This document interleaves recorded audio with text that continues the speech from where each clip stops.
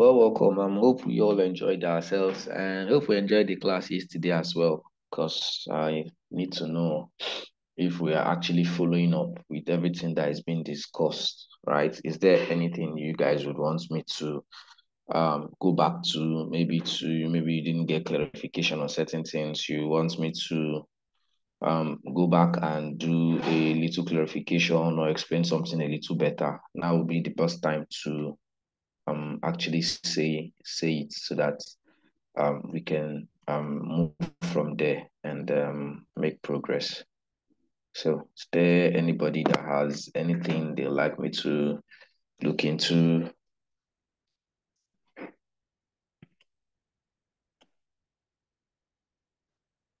Yeah, so if you have, you can just unmute and ask your question really quickly so we can treat it and move from here.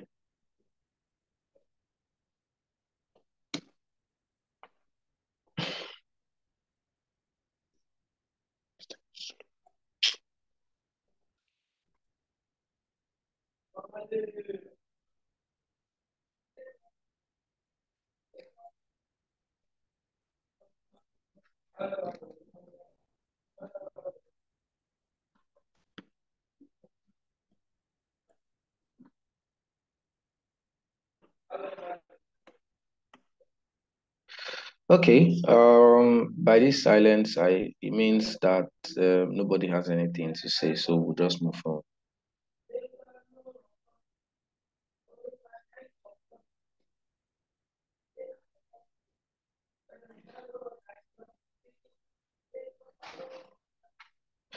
Okay. Just give me a second.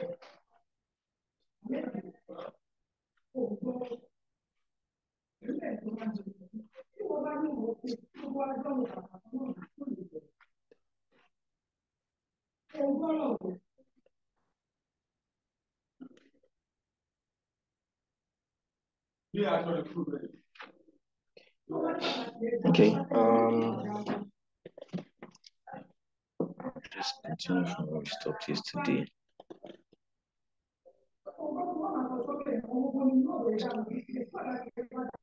Let me share my screen.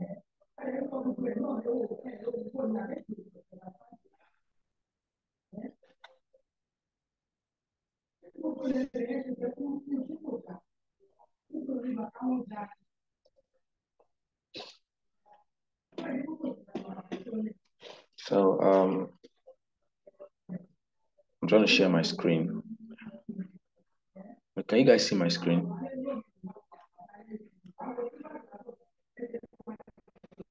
Yep. Okay. I guess you can now. So I'll move this upward.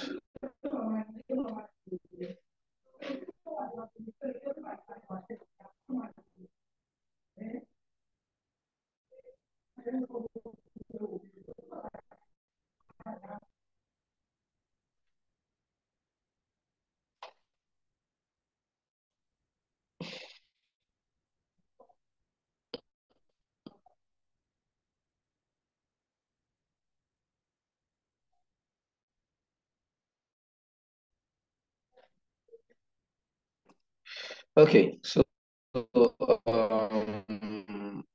sure you can see my screen now. Yeah. Yes, you can see now. All right. Thank you.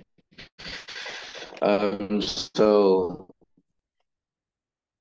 I think I'll just recap of the we talked about social media marketing. We said that social media marketing, most of us already know, using of social awareness, increase conversions, drive. Of course, we talk about social media apps needs to have in place to be able to or to have in place so that they can be able to drive their social media for their business.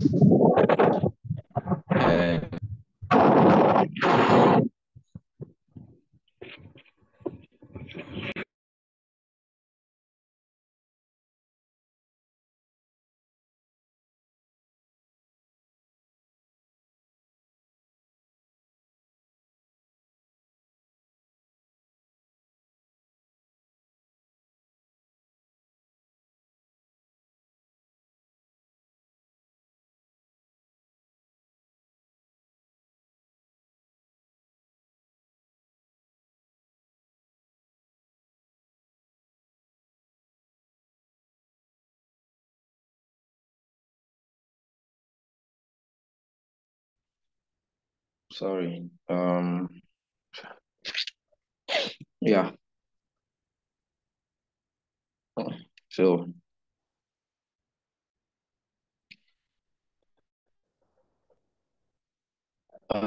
we talked about social media marketing goals, which includes increasing brand awareness. If you have a website, something of those nature, right? You want to drive brand awareness to, yeah, you want to drive traffic to all of those places, or you can do social media.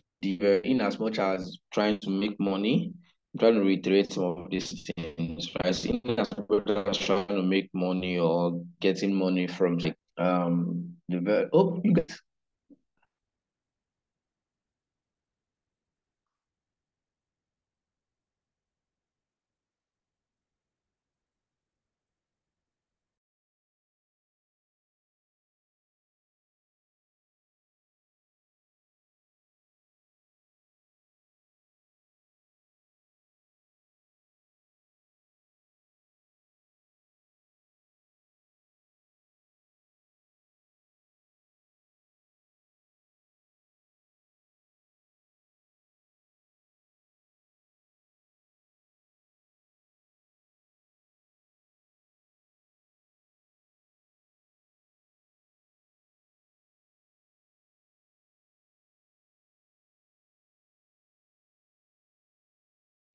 Okay, so I'm trying to switch my networks.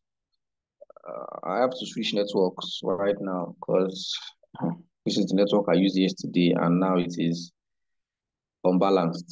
So I have to find a way to switch it to something that is balanced.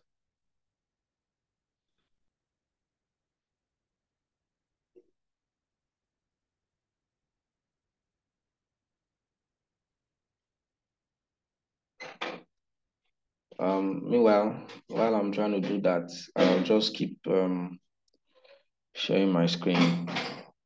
And,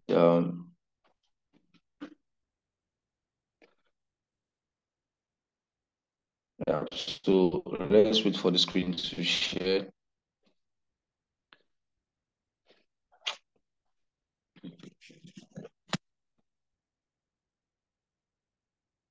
Yeah, so I think my screen shared now. And I was saying, of course, that increasing brand awareness, like I said yesterday, is one of the major things that a brand, especially a small business that's maybe coming up on social media, trying to see how they can take advantage of the space, should pay a lot of attention to, right? As much as wow, as much as making money is important, right? As much as getting money is important and all of those stuff, it's also imperative that to find a way to make themselves known. And of course, that's brand awareness, right? And we talked about that yesterday. And we also said you can use social media to increase revenue, of course, which is like the major aim of coming up on the social media space and is to increase your revenue, right? And we also talked about using social media marketing to boost engagement. Engagement is also very important for a business, right? Because a business wants to, a business needs to drive engagement. I mean, you see, I give examples of the very top Coca-Cola, MTN, Pepsi, on a lot of those campaigns are mostly to drive. So they use social media to be able to drive and engage this campaign. They advise on influencers to be able to support and make it more elaborate so that people will want to pay it, right? And they are able to do that and just awareness that they want for their brand. Of course, their brand is, but they still take priority in building that brand awareness, and then they also think for brand. And then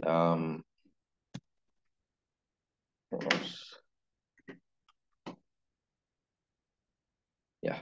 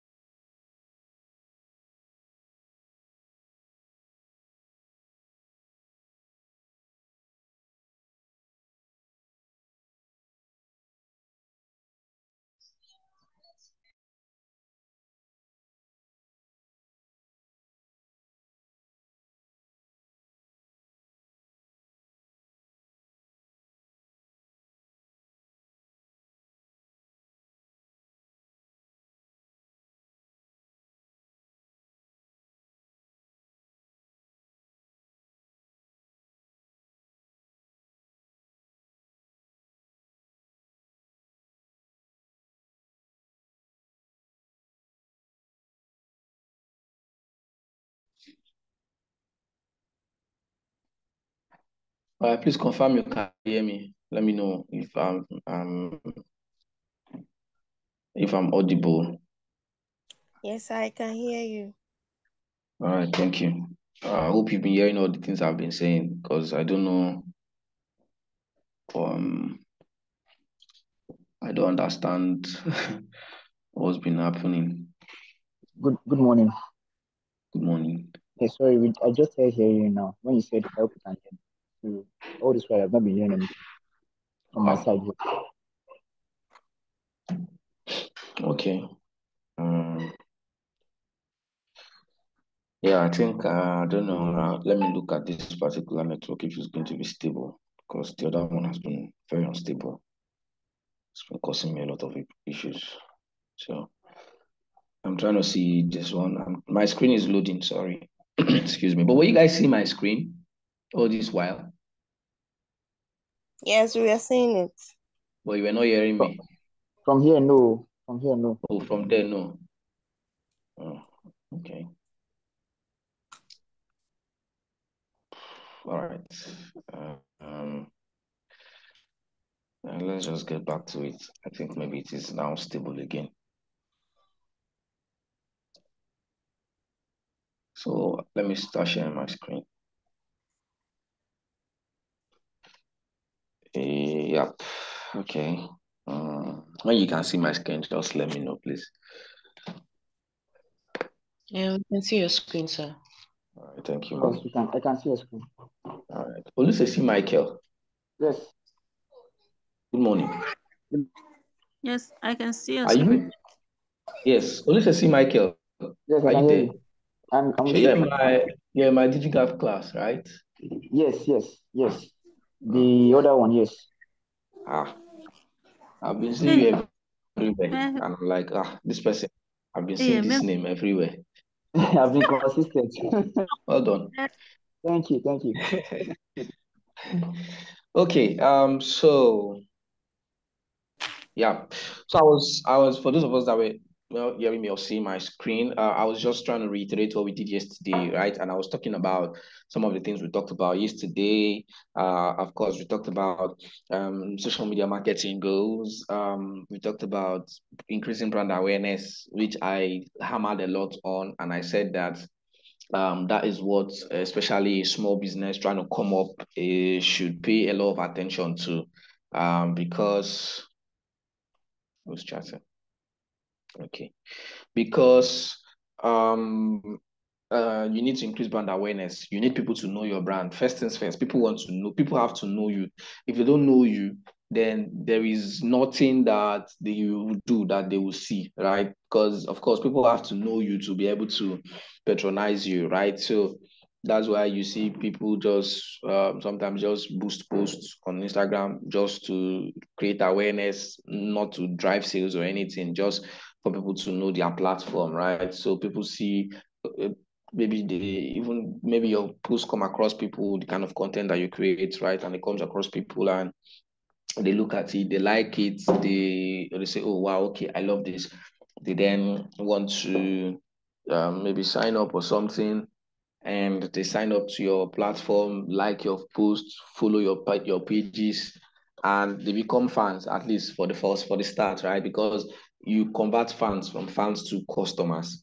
So if you have people following your pages and that means they like what you do, they are somewhat interested in what you do as a brand or as a business because your awareness has been much, and then you from there you can get them to become customers if you're consistent enough with what you do, and you do the right things at the right time, right? And then it can help to drive traffic. Like I said, you have a website, you have a landing page, you have an e-commerce store, or whichever one you have. You can drive traffic to your other sources from social media marketing. You can also increase your revenue. Of course, the major aim of business is to drive revenue, to make money. And you can use social media marketing to increase your revenue and make money for yourself, your business. What else? You can boost engagement. Like I talked about engagement, I talked about how big brands use social media marketing.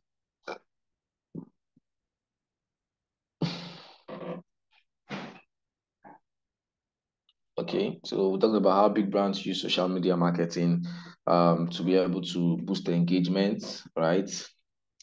Um,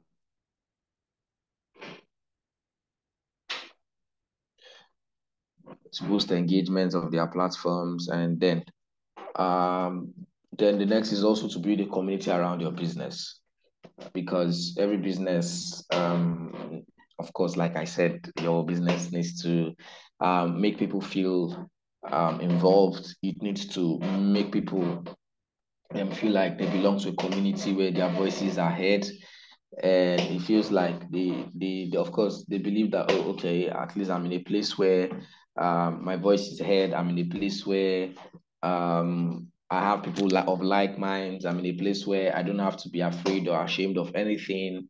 Yep. So you see, you need to build a community around your business. And that's why so many businesses now have certain communities. Might be you see a community they have on Telegram, they have on Discord. Depends. Some even have WhatsApp community. Excuse me, where they have a community manager, and these communities, of course, WhatsApp even has a community now. You can create a community, have a community manager, and put people there, because this is going to be like, okay, a place where people of like minds can, come out, interact, meet each other, grow together, and they are not ashamed, they are not afraid to say anything.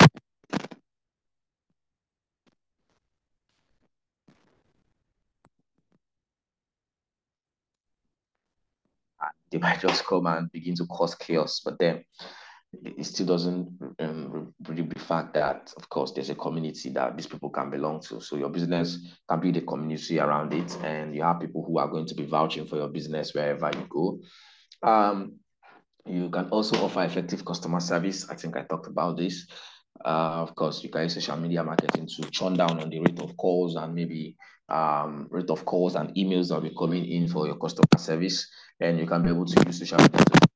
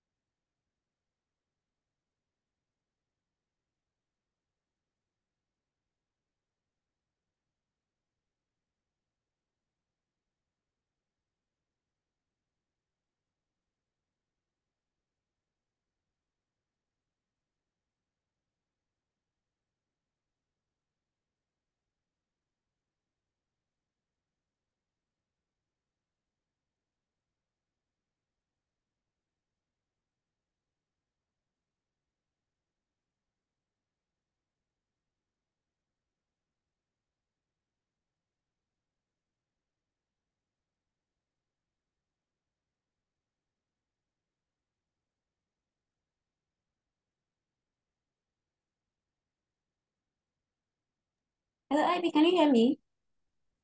Can anyone else hear me on the call? Yes, ma, I can hear you. Yes, no, we can. Yes, We we can can hear hear you. you.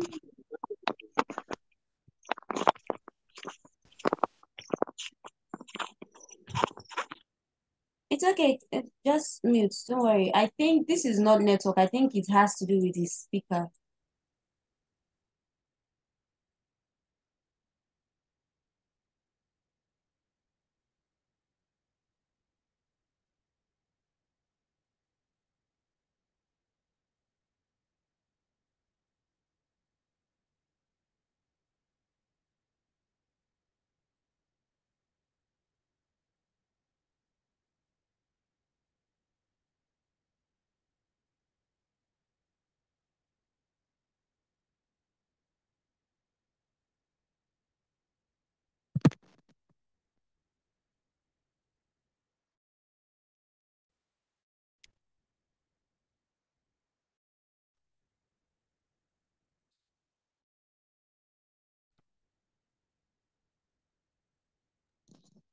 Sorry, can someone confirm? I can't hear him again. I can only see his screen. I can't hear him again.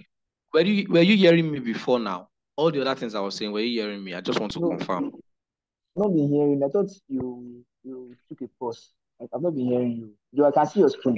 I paused for just a very short while now. I mean, okay, what was the last thing you heard? Did you hear what I was talking about offering effective customer service using banks and with banks and telecommunication providers? No, I did not. I did not. Okay, that's fine. No, Allah. Sorry about that. Let's just proceed. Yeah, so you can hear me now, right? All right.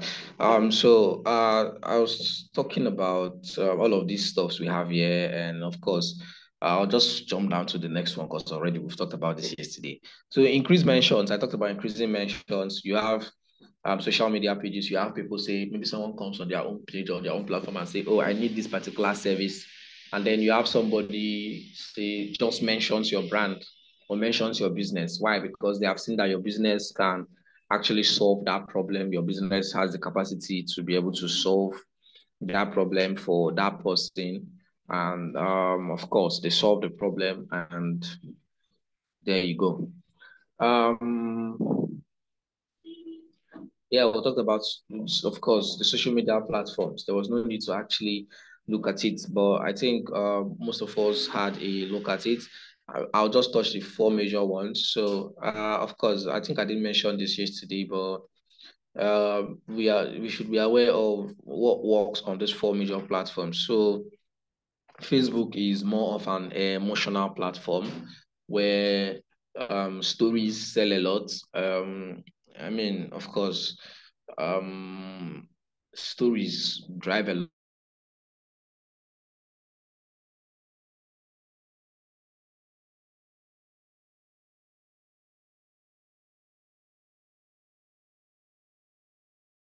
lot of engagement on Facebook because stories on Facebook and hold on. The engineer.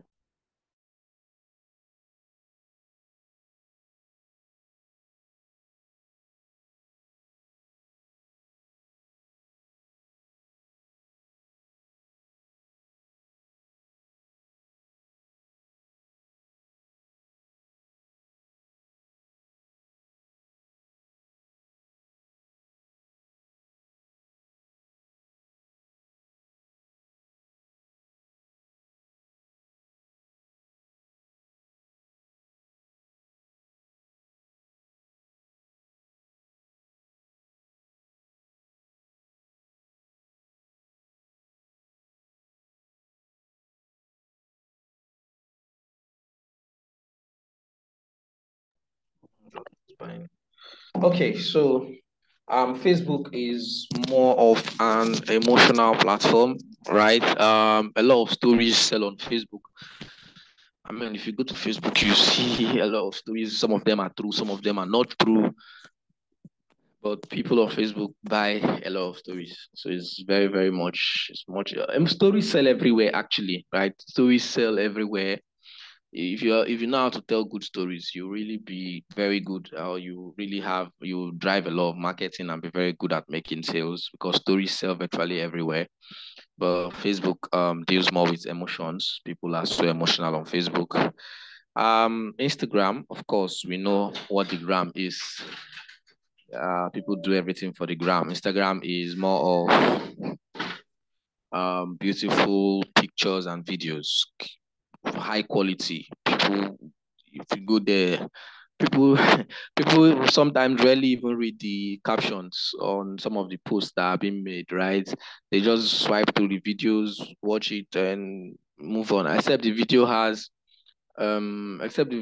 is so intriguing enough that maybe they have to go through the caption to see. But notwithstanding, there should always be captions, right? Because people will still look at it. So you want your captions to also really interpret what you have on your maybe content, maybe video or design graphic or pictures, whatever. But Instagram deals with a lot of beautiful, cute pictures and videos, right? Then Twitter, of course. So I'm going to talk only on the major ones. Twitter is um controversial. It's a controversial platform. Um, but you have to be careful with the kind of controversy you are also jumping on, right? We'll come to this much later on as we are going through in the class. Twitter, there's a lot of controversy. You see controversies trend a lot on Twitter. I mean, yesterday, for those of us who are really, if we are really on Twitter, yesterday, since yesterday down to this morning, um, there has been this trending issue on Twitter. I don't know how many of us are following it. There's this young girl that made a video of her parents. So I just want to give us I followed it. Yeah. You followed it, right? Yeah. So there's this young Yeah. girl that made a video. So she asked her parents for an iPhone 8 as a birthday gift, and the parents, the parents were, of course, typical African parents, right? And Yeah. you can mute. The parents were like, look at you, you are always bringing us disgrace. You failed jam how many times? You can't pass your. I mean, I understand that there's a frustration when you're raising a child and the child is. I heard the father said, "Why are you always that like this? I cannot see my future is secure in your hands. I cannot see my future is secure in your hands. You're always bringing me shame. You're always bringing me trouble. You know all those kind of talks." And the girl was busy making a video of her parents, and of course using it to chase clouds as usual, to get sympathy and all of that, which I know, as Nigerians are. Before you know it, somebody will say, I want to send her an iPhone. We promote a lot of indiscipline in this country, right? I mean, I understood from the perspective of the parents. You're training a child at this point in her life. Her priority, she hasn't gotten admission, she's not focused on her academics, and her priority is to get an iPhone 8. I mean, of course, we know what she wants to do with iPhone, because virtually maybe peer pressure. Most of her friends are using iPhone and all of those stuff in this economy now that minimum wage is how much, right? So I understood. And the controversy has been some people supporting the girl, that some people even went as far as saying, if you don't have money, you shouldn't train a child. And people were like, so are you trying to say that the parents do not have money? As an iPhone 8, buying her an iPhone, is it like a basic need that she's supposed to have? Do they tell you they're not providing her basic needs? Do they provide her clothing? Do they provide her shelter? Do they give her food? The phone she's using to make the video, is it not a phone that she's using? So at this point in life, her priority should be trying to gain education and become something, instead of, so the controversy was there. Some people are in support of the child. Some people are in support of the parents. That so the ones that are like, maybe she's going through a lot. People are just there. I was laughing. It was funny to me, because I remember me maybe say bicycle where them promised me since primary 4, I be primary 5. Say then go buy me bicycle. Till today, I didn't see any bicycle. And the way they were even beating us that year when we were young, sometimes you even ask yourself if these people that are beating you like this are actually your parents, if they actually give birth to you. Like, but that's their own way of giving discipline. And I'm happy that the discipline be the way they did, because it has made me to turn out to become something better for myself, right? So you need to set your priorities straight. But then I just try to tell you how controversy works. You see how Twitter is very controversial. People are in support of the girl. People are, no matter, it's too divisive. Like everybody throwing tantrums. Some people chasing clouds. Some people chasing blue money. We all know how it is. But Twitter strives on controversy a lot. And what else? Which other one? Of course, YouTube. Of course, YouTube is for videos. It's strictly videos. And now YouTube have introduced what they call YouTube Shorts. You see why I told you that? I made mention yesterday that the attention span of people is dropping by the day. So you want to see even the movie industry. A lot of people now have started taking priority in shooting short films. Why? Because short films are kind of, they are short. You can see a full beginning to the end of a story in 10 minutes, in 20 minutes, depends. Right? A short film spans from 5 to 30 minutes. That's the characterized as short film. And people are more inclined to watch such thing. I mean, you come online and you can see something within 5 to 10 minutes that's intriguing enough. You sit down to watch it. And instead of, because the time that you want to spend watching a movie of 2 hours, 3 hours, you think of what you can achieve with it. So you see that the attention span of people are gradually dropping. So even all the platforms are now capitalizing on doing shorts. You now see YouTube have what they call YouTube shorts. Like people make YouTube short videos. TikTok, of course, TikTok is the baba of short videos, reels, right? So you have short videos trending a lot on TikTok. People do videos. It's mostly videos that thrive there as well, right? And TikTok is just these people nine full. Of course, LinkedIn. We know LinkedIn is very professional. LinkedIn is for top professional individuals. You want to network, you want to skill up in your field, as in your career as a professional. Is a very serious place. Everybody is so serious. People are always on the serious part of it. People are typing things with big English. There are no too much jokes and fun there compared to other platforms, right? And it's a good platform to network and to meet people that are doing well in their fields, managers of big top companies. You can always meet them there. So that's like LinkedIn, right? I think those are the major ones. WhatsApp, we all know WhatsApp is a personal platform, right? It's mainly for people who are in your circle or people who share your contacts. But with that new, I don't know if it's still existing because it didn't near me and I don't even want it to come to my side. The new improvement or development that they did with WhatsApp where they had to add channels, and that channels, I looked at it on someone's phone and it is so bad. Like it's so terrible. I don't know if WhatsApp actually carried out enough research or survey to ensure that their users actually wanted this plan. I feel like they took mostly survey from or requests from creators. I mean, these people they want to make their money, right? WhatsApp is there to make, as Mark Zuckerberg is looking for his money. So that channel is going to mostly favor content creators and celebrities that want to reach more people, and but the main users of WhatsApp who like their private circle. WhatsApp is like some people, I know some people that they don't post on any other platform apart from their WhatsApp. They will tell you that that is the only place they are comfortable to post because number one, it is only their private circle. It's just people that have their contacts that will see it.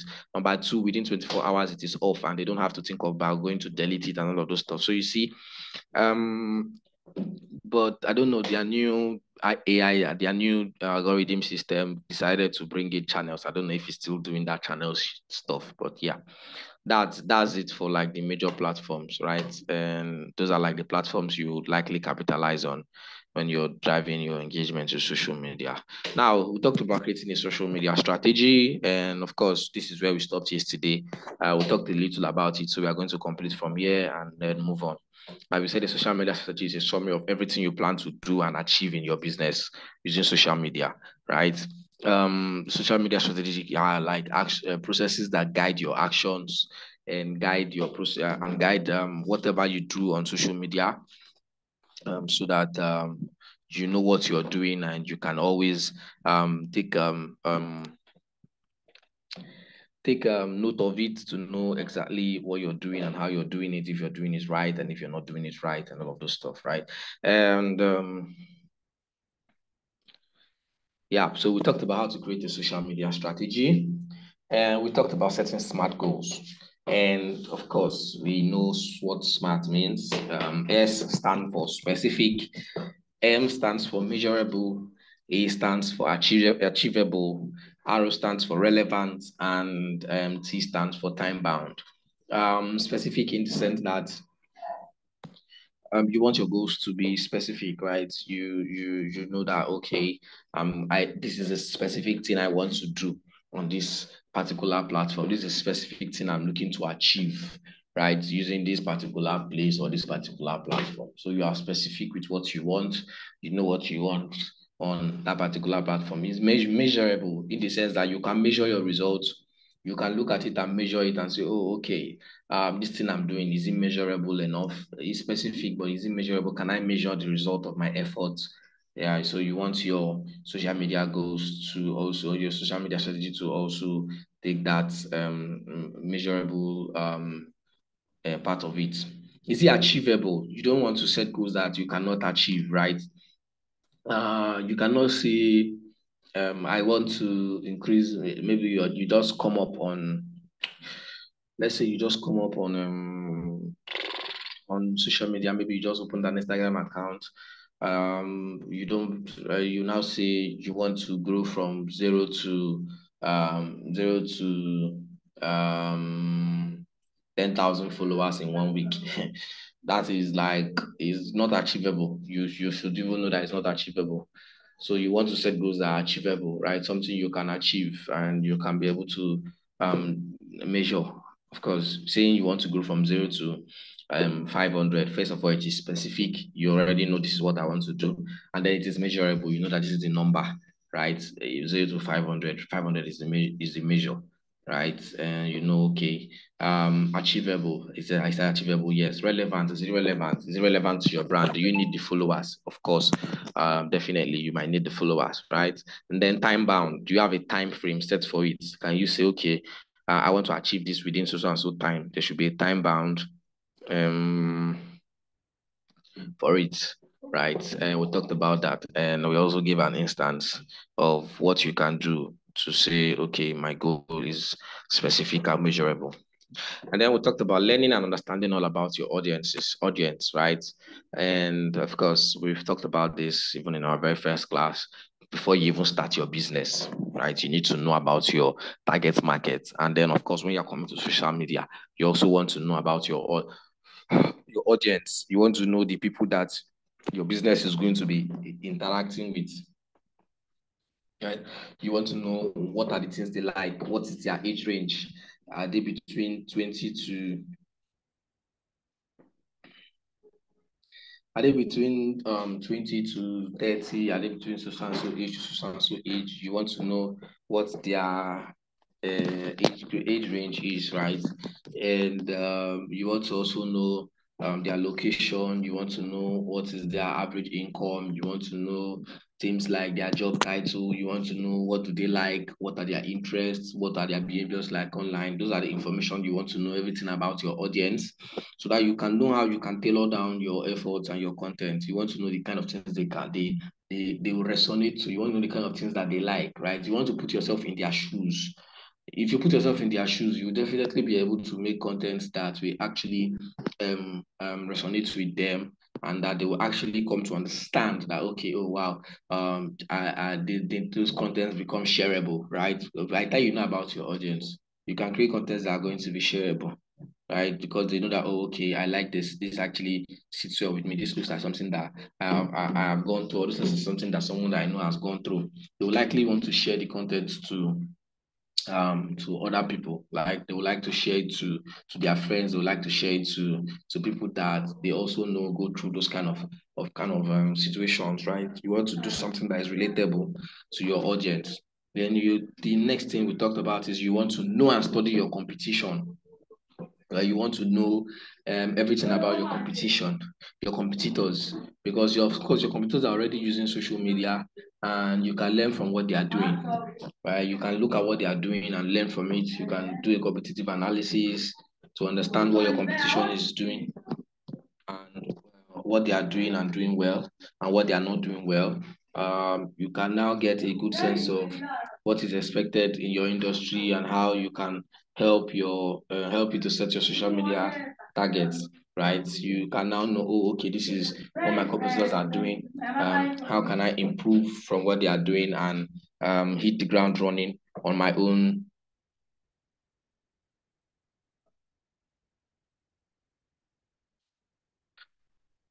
I can put you can now say, okay, I want to set my social media target, and then I want to know, okay, this is how we are going to be running on our own, right? And you want to know, okay, this is how this is going to be. This will also help you get opportunities, because by the time you have known what your competitors are doing and how they are doing it, you now know, okay, I think I can do this better. You also look at, okay, what platforms are my competitors capitalizing on?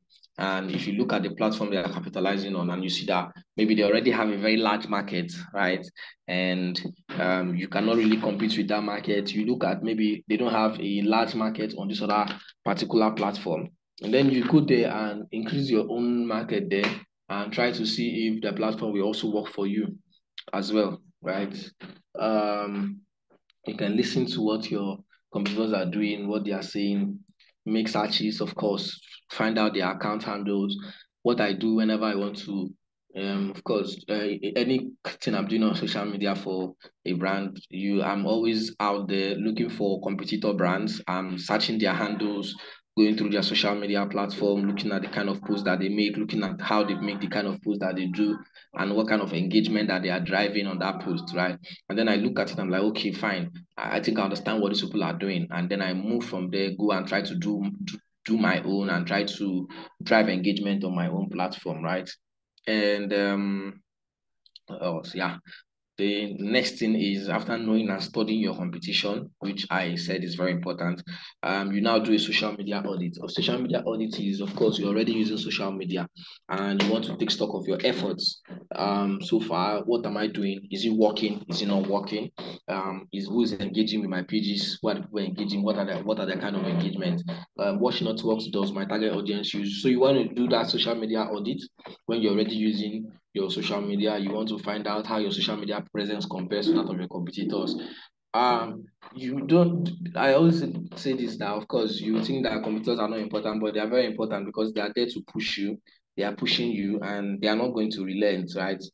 If you sleep, or if you sleep, they will take over the market, right? I said that in every market there are always competitors. You don't have to be afraid of them, and you don't also have to make the competition so thick. You only want to implement what you already have as your own strategy, while paying attention to what they are doing, and paying attention to what they are doing, and look at it to know if what they are doing is overshadowing you, so you can be able to actually brace up in the space. Of course, the sky is too wide for two birds to collide. Every brand can, everybody has a space in the industry, in the niche, right? So you don't have to be, they don't have to be against you, and you don't also have to be against them in sort of a tug of war. But then it has to be healthy competition, right? Because they are trying to push, and you're trying to push. So you both are trying to push each other to be able to grow. Now, that was where we stopped. So today we'll continue, right? And now the next thing is, you want to set up social media accounts and optimize your profile. So these are like when you're doing a social media strategy. This one is when you're already on social media. I think this should have come down, right? Set up social media accounts and optimize profiles. Now, this is important because you want to set up social media accounts and you want to optimize your profiles, because you want your profiles to be consistent across board, right? If you look at several designs that you will see online, let me look for a design and see if I will display something. You will see that Let me show you guys something. This is not out yet.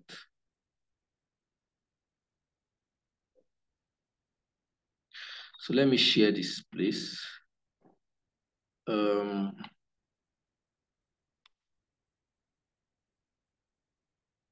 Yep. So this is a design I designed. It hasn't gone out yet, but it will soon go out. You can see that.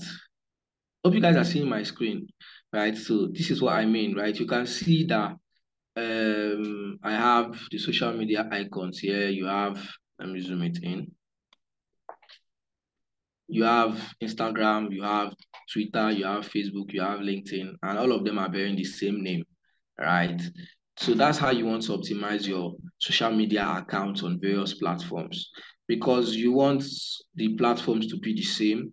You want, if someone hits your business name on Instagram and want to search for your business on Instagram, they hit this name, they search for it, they see the information they want. They go to Twitter. If you're on Twitter, if they search for this name, they should still be able to see your brand, right, on this name. If they go to Facebook, they search for the same name, they should be able to see it on across board. So you want to optimize your sorry. You want to optimize your profiles to be the same across board, right? And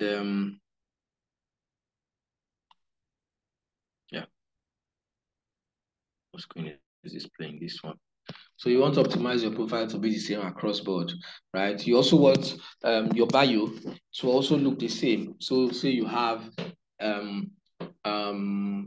this thing on this. Definitely, I know that sometimes some of the social media platforms like Twitter and even Facebook, sometimes they have of course they have limitation of characters to which you can use, right? So but you want to be able to place your characters to be virtually the same across board, right? Even if maybe the profile is not the same, you want to, maybe the characters, the other platform has character limits. You want to do something that if people still look at it, they can also know that this is your platform. Now, optimization of platforms also means that, let me show you an example. And let me open Instagram and look for, I think, is it Piggy Vest? I don't know which of the brand I'll show you now. Let's see. So your profiles optimize, right? You want to also have the same profile picture on the various platforms. This makes it easy for your brand to be identifiable, because first of all, there are a lot of trolls and a lot of accounts that will come out that we want to let me search for Piggy Vest, right? That might want to come and start claiming your account name, especially when your brand has started doing well. So you want to have your accounts on all platforms to be the same. You want to have them the same across board. So this is Piggy Vest. Let my mouse come up. This is Piggy Vest now. Is it Piggy Bank? I'll be Piggy Vest. Which one? Piggy Bank NG. So you can see this is their Instagram, right? This is their Instagram handle. You can see, do you see what's written here? This is the profile picture on their Instagram handle. This is save, invest, and grow your money with ease. Earn up to 13% on savings and up to 25% on investments. Download PiggyVest on iOS and Android. So this is what they have on their bio, right? And then there's a link. There's a link. I think this should take you to their website. I don't know where that takes to. You can't see. Oh my God. Okay. I think, oh, sorry. I wasn't sharing that screen. Yeah. So you can see now, right? I think this you should see this now. Let me check which is sharing. Yeah. Yeah, so this is Piggy Vest or Piggy Bank. I don't know which one they are. And you can see, yeah, you can see what they have, right? You can see their profile picture here, their profile photo, right? You can see their bio here. They are listed as a financial service. Of course, when you select on Instagram, if you have a business page, you select the kind of profile that you are. So you can see financial service. You can see their bio. You see save, invest, and grow your money with ease, and up to 13% on savings and up to 25% on investments. Pay attention to their username as well. Piggy Bank NG, right? What's this? These are their stories. These are their stories.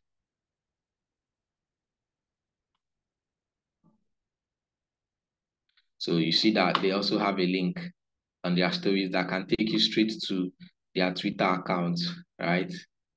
But let's leave this past them for now. Let's do with the simple ones. So I want to show you, let's go to their Twitter and let's see. I think Twitter is already on Piggy Bank NG. Let's see.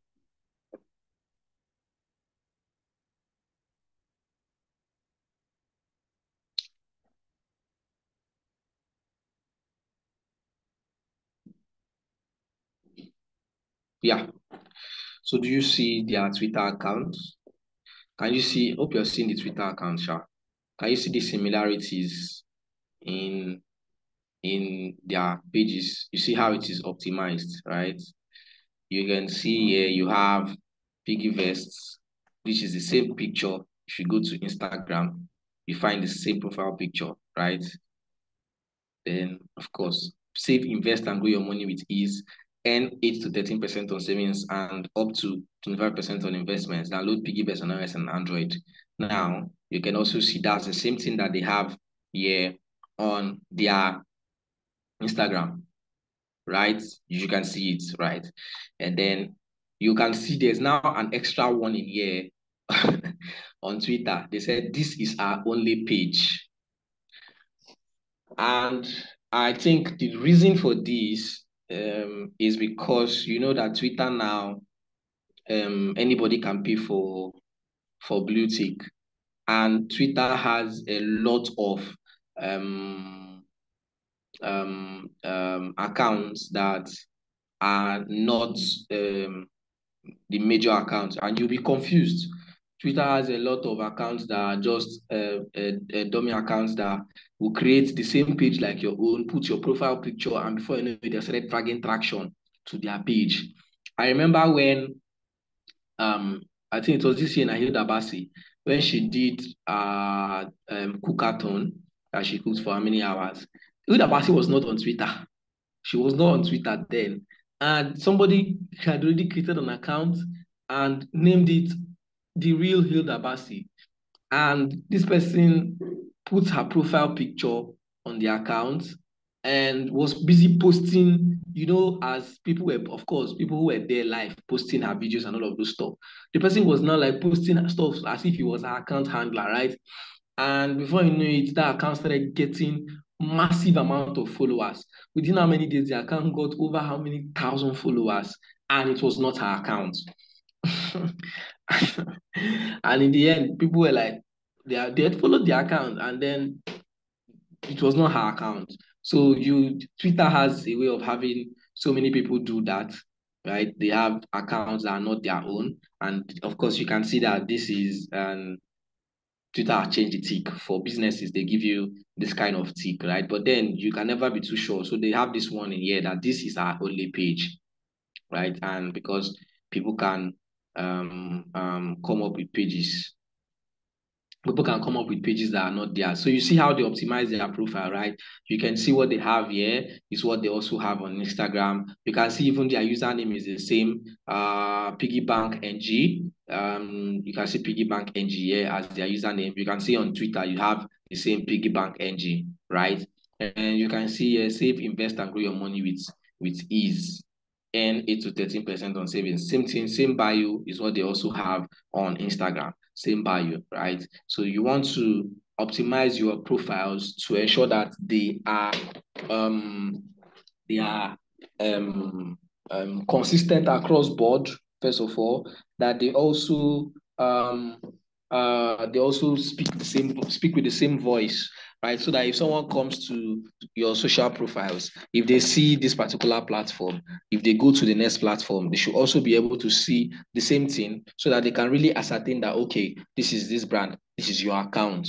So they don't have issues with saying they went to this account and they saw or they got scammed because they saw an account that they thought was yours and in the end it was not yours, right? Um, yeah, so you want to be able to set up your profiles, right? You want to write out a mission statement for each network, probably a one sentence declaration, like just like they have, is to keep you focused on a specific goal. So you can see here that they already have their bio and they are consistent across board, right? And of course, set up your profiles. Make sure you fill out all the fields, and of course, you want to fill out all the fields on the profiles. You want to include keywords that people can use to search for your business, and this consistent across platform and optimization of profile. I can tell you, I also have another story of the video.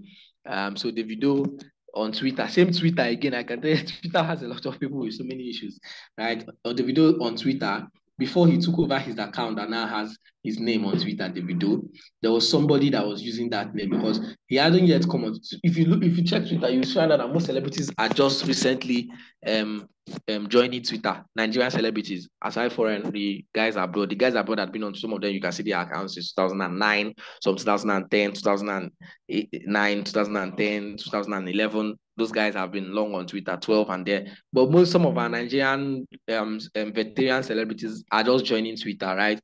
Before the video joined Twitter, I think somebody was having that account at the video as the account name, right? As a Twitter name. And the guy was dragging a lot of traffic. You know, the video has a very large fan base. People were following him. Like the traffic was amazing on the platform was huge. The video had to pay their and his team had to look for the guy and had to pay him off to hand over the account to them. Right. So they had to pay him. I don't know how much they paid. I know that they must have paid the guy some very good amount of money for them to be able to reclaim that account at the video. Right. So they were able to reclaim the account and the video now had access to it. So you see why it is important that when you're creating your profiles, you optimize it across board, across all platforms, right? So that you don't run into issues like this. Maybe by the time your brand has grown to be big or something, and you start having all these kind of issues, right? You want to set up your profiles right. You want to use high quality images, and you want to follow recommended dimensions for each network. You want to try to do things that are consistent. Of course, consistent branding is very important. Very important. I've talked about consistency in branding. Consistent branding. Logos are consistent. Images are consistent across networks so that people can easily recognize your profile, just like this piggyback that we just used as an instance now. Yeah, that should be that on this. So I would have to change my screen sharing and go back to that page. Yeah, and then the next, now you want to draw inspiration from other businesses, right? This is important. It's important that you draw inspiration from other businesses. Like I've said, and I will keep saying, this digital marketing space is a simple copy, plug, and play, right? You copy, you plug, you tweak it to make sense, you draw inspiration, and then you play, right? If even people who do graphic design, most times it's difficult for you to get an idea in your head from scratch, right? So you see them go to Pinterest. Like, of course, Pinterest, like we talked about yesterday, is a platform where people pin stuffs for interest, right? So you something that interests you, you go there, you do and draw. People draw inspiration from other people's pins, right? Maybe someone runs a fashion brand, or someone has different fashion clothing, and they pin it to their profile, and then you want to draw inspiration from them. Maybe you want to sew something and you don't have an inspiration, you don't know what to do, you go to Pinterest and then you're able to get it. Same thing with graphics, right? If I want to do a design now and I don't have any idea, I can go to Pinterest, look for designs that are there, look at them, draw inspiration from them, and come back to my own and try to do something similar to what they did and replicate it in such a way that it becomes peculiar to my own design or to my own business. So you want to draw inspiration from other businesses. You want to check out what other businesses are doing and draw inspiration from them, right? Your brand has to be unique. In as much as your brand has to be unique, right? You want to sound different from others. You want to have a different brand voice, but then you want to draw inspiration from businesses that are doing great on social media, right? It's because if for them to be doing well, it means that they are doing something right. You get? So you want to, they say follow who know road. So you want to draw inspiration from people who know road, people who already they do and they're already making some success, right? You want to look at their success stories. You look at what they are doing on their social networks, you look at their case studies and check for insights that you can apply to your own social media plan that will make your own business to be able to also bloom, right? You look at accounts that have good social media followings, the kind that have good engagement rates, account that do a lot of good things and do a lot of good campaigns. You want to look at what they are doing and be able to follow them, right? And check out what they are doing and be able to know exactly how you can be able to draw inspiration from them and make it unique for your own brand, right? You can check for accounts that have won awards, award-winning accounts. Like you can check for the Facebook awards or the Shorty awards, those kind of examples of brands, right? That are at the top of their social media game, and you want to be able to look at what they have been doing. You can also check your favorite, even your favorite brands, right? Definitely, you might have favorite brands on socials that you are following, and you look at the things that they are doing, and you want to draw inspiration from them. You like following them, you enjoy following them. So you want to check what are the things that they do that compels people to engage or share their content. What are the things that they do that compels people to want to follow them, right? Of course, consistency. You have to be consistent with that, right? You want to be able to be consistent. Now, you also want to determine the right content mix for your brand. You want to be able to determine the right content mix suitable for your brand and audience. Because you need to mix the kind of content that your audience are going to like first one, and then you two are going to be able to also use, right? So for instance, you want to say, okay, 50% of my contents that I'll be posting on my platform are going to be dragging traffic to maybe my website. 25% will be created from other sources, or 20% to do this, do that. You know, you want to be able to mix your content, right? Now, for a business, we always advise that you create majorly 3 types of content. One, informational content, right? Informational contents are contents that you post to inform your audience, right? Informational stroke educative contents, they are mostly classified under the same umbrella, right? You want to create contents that are going to educate your audience, right? You want to educate them on things that they don't know about. Those are the kind of things that they want to see, because I mean, say for instance, I have maybe a particular issue, and I don't even know that that is my issue. Maybe I've been seeing things. Say for instance, what will I use now? Say for instance, I have an issue with my my gadgets. Maybe I have a gadget, right? And maybe it just always blanks off. Say maybe a particular gadget. So maybe I have a smartphone, and smartphone doesn't give me issues, but once in a while it just goes off, and I don't know why, right? And you now come online and you're telling me this is why my smartphone goes off, and you tell me reasons and tell me if it has an issue or not. That's like an informational content. I didn't know that before, and are now known it, or even if it's something they have known before, but did you still inform them on it? This makes you an authority. It keeps your business like an authority in that particular niche. It shows that your business knows what they are doing, or you know what you're doing as a business, and people will pay attention to where they want to get value. And of course, the value they're getting from your business now is information. So if you have the consistent information that you're always putting out and people like it, they will be inclined to want to engage with you in your brand. And then from there, they have become your followers. So that's like first things. The next one is personal content, right? Is a business, right? But the business your business needs to have a face. So of course some people use their business more personal. Some people are a lot out there, right? But you want to show that personal part of your business. If of course this is like maybe for companies who have different um factions, they have different offices, different departments, right? So like there's not like one single person handling the business, but they also want to put some personal content. That's why you see some businesses, they have pages that they have contents that they put out. That I'll show you. Let me show you one particular page. FleetU is a fleet management software company, and on their Instagram account, the only things they have are personal content. You will not see, it's a company, but you will not see anything about their brand or their business or anything. What they have there is personal content, their staff going to do charity work. Is a foreign organization, it's not Nigerian. Their chat going to their staff going to do charity work, them going for dinners, them going for several events. Let me see if I can find their page really quickly and share it.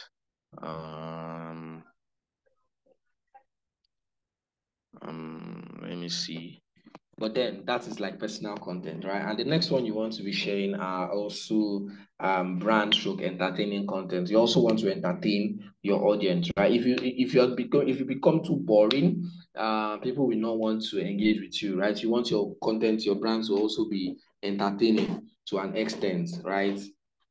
And of course, you want to also push your brand, which is your brand content, trying to promote your brand. Because these other ones now, one is personal, you're posting the stuff and all of those stuff. You're posting about yourself and some things that your businesses does on a personal level. The next one is informational, where you're informing people about stuff, making you an authority in your niche, giving them news content as well, things that are happening within the industry, within that market that they might not have known about, right? And then of course the brand content slash entertaining content, where you're trying to also entertain your audience, right? You don't just want them to be left there, you're also entertaining them. Let me look for that FleetU. I don't know if I'll see it. So I think that is like a dedication. They probably decided that they want to dedicate that particular platform to just being, okay, this is not the account I'm supposed to use to check for that, but let me just search for it.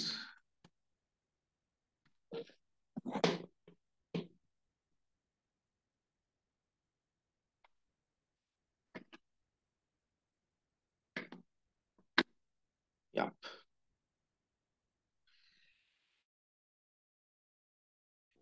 So this is film.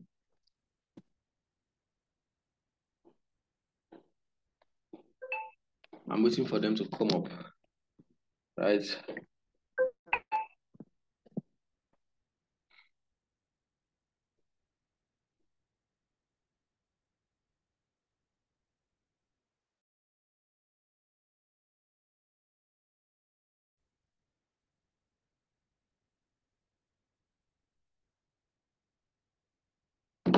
Yeah. So this is FleetU, and it's a company, right? Like I told you, it's a fleet. You can see we are a fleet management software company, passionate about streamlining fleet operations. We are hiring. I think they are hiring currently. If you go to their website, you're going to see that they are a very big company that are into fleet management, right? It's a big company. But you can see this is their Instagram account. I want you to just have a look at it. If you check this FleetU, if you go to another platform, you will still see this same profile picture. Of course, they are consistent, but I think they dedicated their Instagram to being just personal, no professional stuff, and that should be maybe their own. Of course, this must not be what you follow. because of course you can also drive your own customers from Instagram, right? This is like a company and they have their own ways of doing things. But I just wanted to show you what personal contents look like, right? Where they drive for a big company, what it looks like. You can see here, you see, just follow me as I scroll through. You can see that you're not seeing anything about their business. See, no, nothing. This is like a motivational, moving forward together. No serious thing. And I think it's even a video. You can see here you can see their personal content. This is maybe them. You see how they also strategically still put their brand in your face. Look at Fleetio at the back. This should be their office space, I guess. And then you can see staff. You can see them. Just look at them on different places. This is them. I think this is where they went to play golf. This is where they went to see a football match. This is sometimes their events. You can just see how they made their Instagram mostly personal content. You can see how it gives your customers that edge that, oh, okay, I'm also dealing with a brand that has a face, and I'm also dealing with a brand that or a business that um also I mean, if you have staff, right, you have different staff, I'm dealing with a business that takes care of their staff. I mean, you can see how the staff look happy. You can see how they look like they are all together. This might not be true, but then for the purpose of what they are pushing out, you can see. Let's look at this video. I think this is a video. Okay, it's a short video. You can see what it looks like, right? So you want to be able to also push out personal content. So those are like the right content mix. So you want to determine the right content mix for your brand, right? You want to split this in and be able to entertain your audience um, um, while also pushing your business, right? So you want to have entertaining content, you want to have informational content that you're informing them about several things in the industry, you're informing them about things that they didn't know about, you're informing them about um, um, just giving them vital information with regards to the business, of course, with regards to their problem, because what information you're giving them is something that will also solve their problem, but it's also driving the engagement or driving this thing to your brand, right? Just give me a second.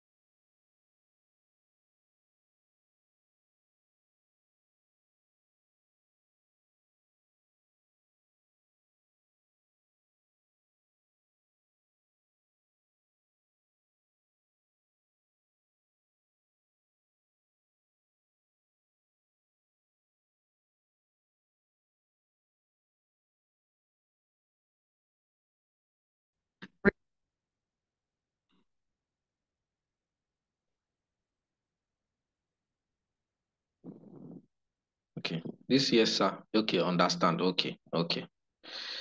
All right. Um, next thing. So let me share my screen again. Where did I stop?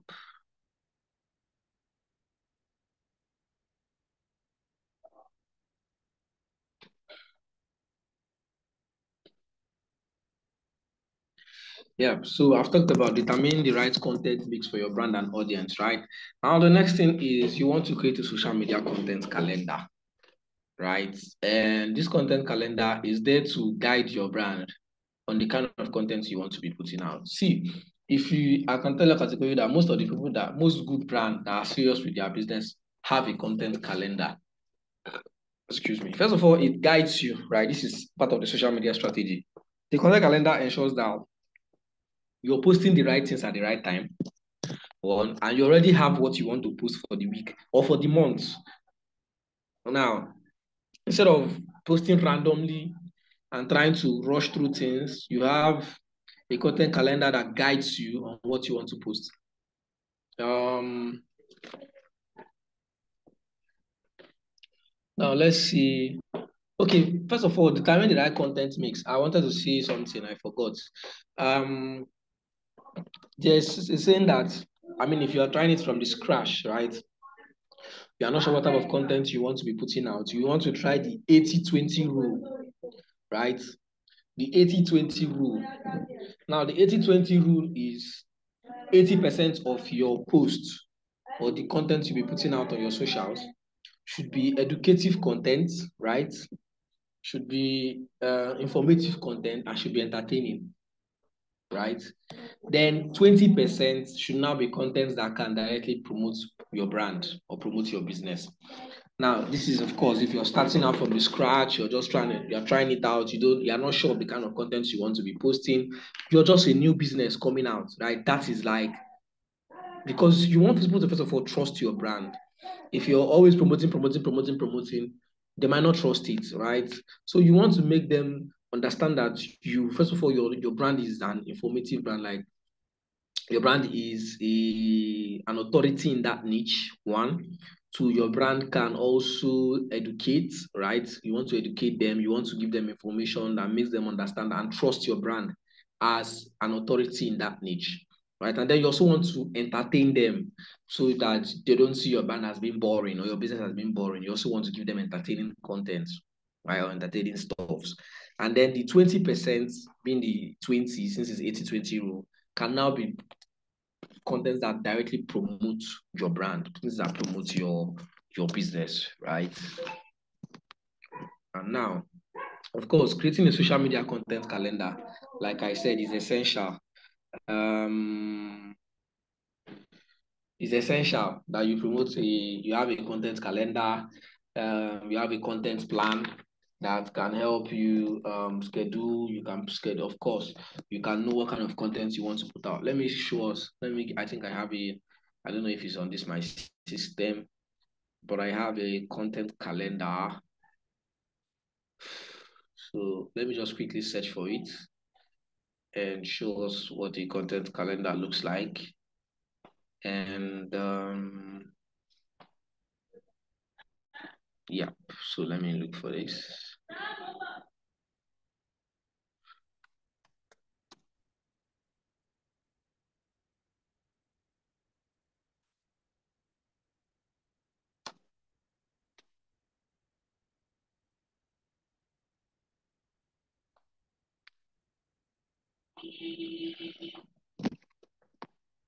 Okay, so I'm trying to see if I can see a content calendar here.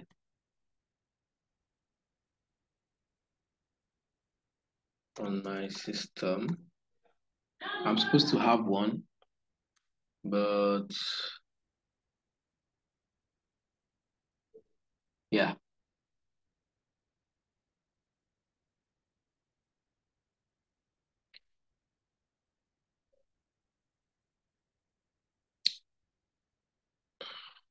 Okay, so this is a picture. How do I send this now? Let me see the screen I share. Yeah, so this is like this is a content calendar. Your brand wants to have a content calendar, right? A social media content calendar that will guide you on what you want to post. Let me zoom in.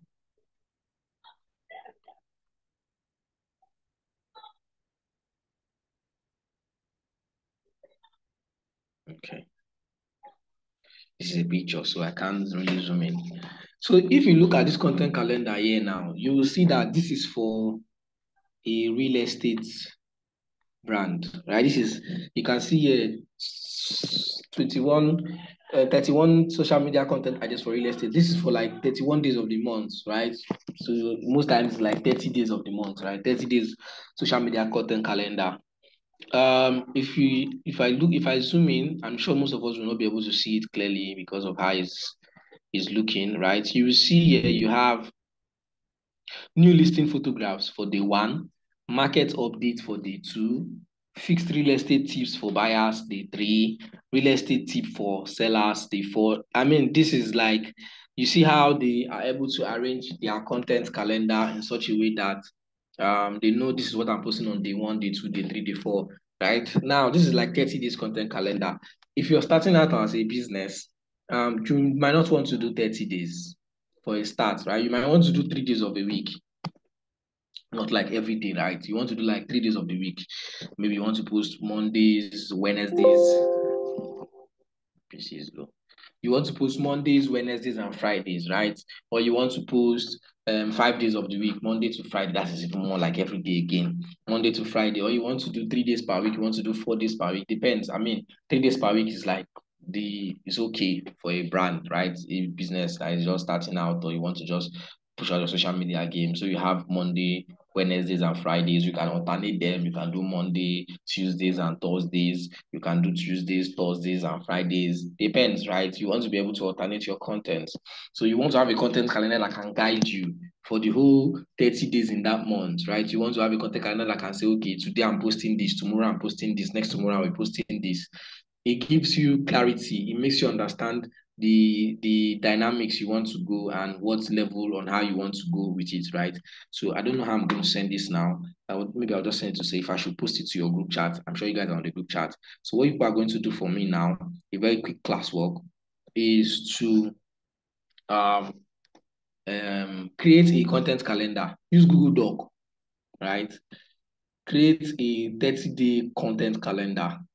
You will do that in the next how many minutes now? Now do 30 days, right? So I just want us to come up with something really quick ideas. Um, so once we come back from that, we'll touch on that things. You want to do a 30 days content calendar of your own personal business, right? Your own personal brand. Um, I don't know what your personal brand is, what your personal business is. So I don't want to tell us do for this particular business, right? I want you to do for your own business that you have. And if you don't have a business, think of a business that you can do a content calendar for. For the next, what we are already in October. So do a content calendar for November.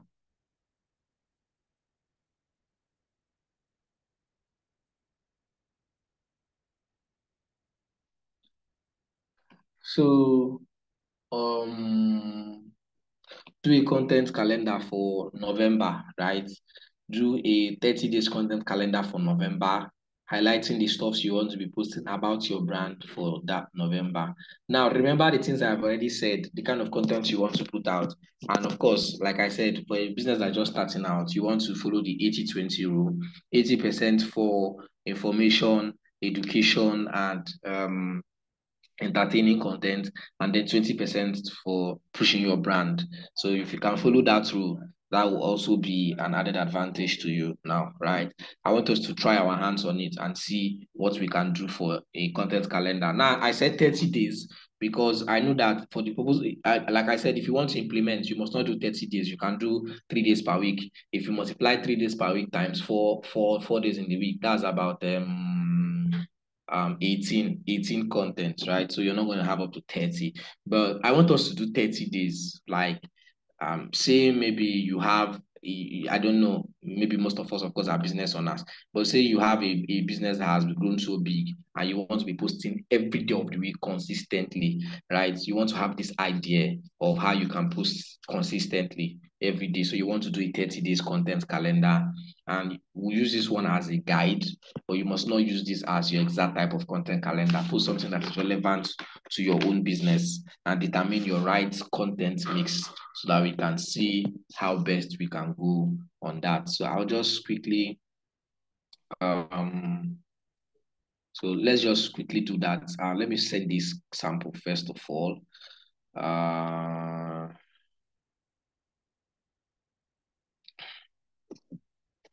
So hold on, let me send this to Safa so that she can send it to you guys on your group chat.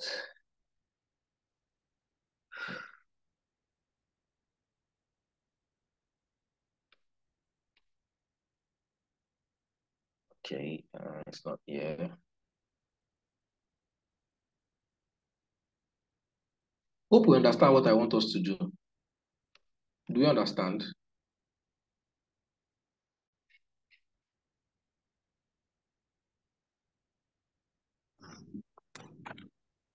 We understand you, sir. Okay.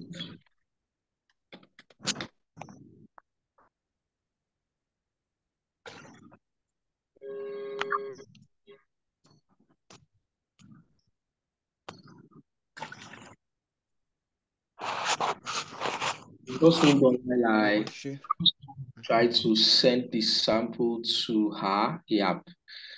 So she'll post it on your group chat. So that you can use that as a guide to do this really quickly. Should do it now? Yes, sir. Okay, sir. We have to design like No, don't design. Okay, now, so you guys don't get it wrong. I don't need a design, right? Just do a simple Google document, right? Do a simple Google document.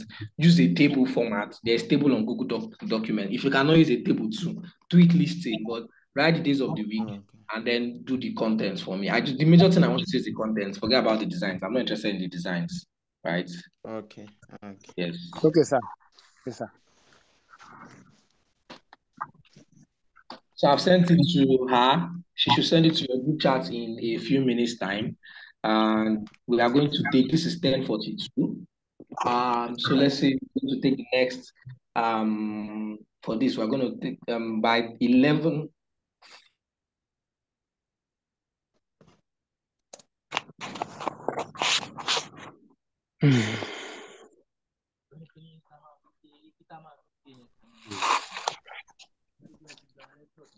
You think that I should learn.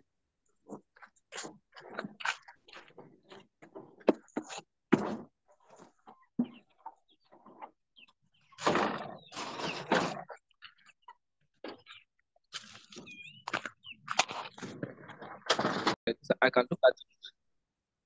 I can look at it instantly. Who has finished?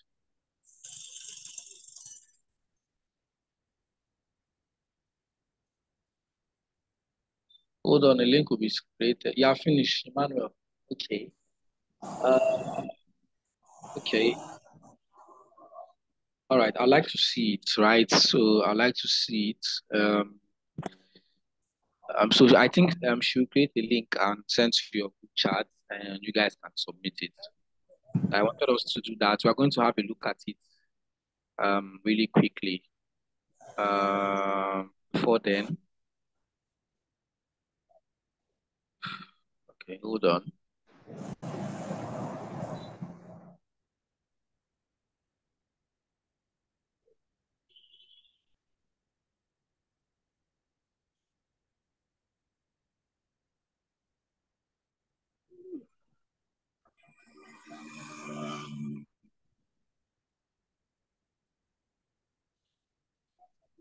Okay. Hold on, give me a second. I'm trying to check out something.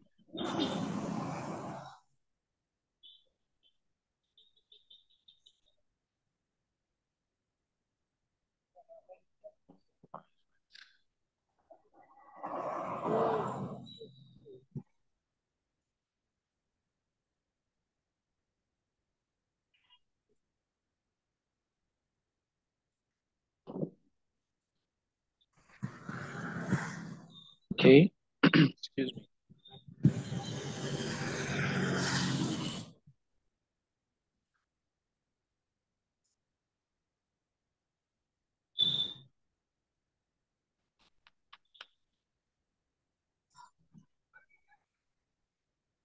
All right. So she'll create the link and we'll submit the um, classwork that I can have a quick look at it and be able to.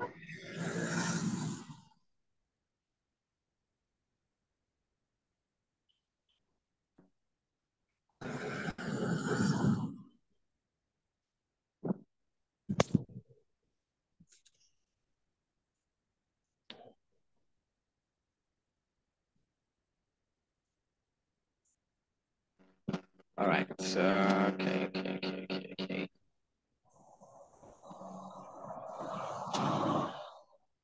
Whose mic is on? Please mute your mic.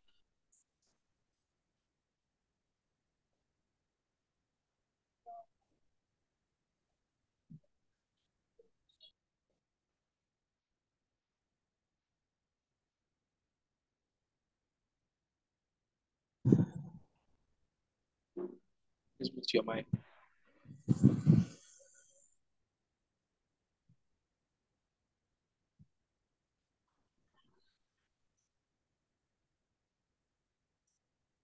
Has she sent the link? Let me know.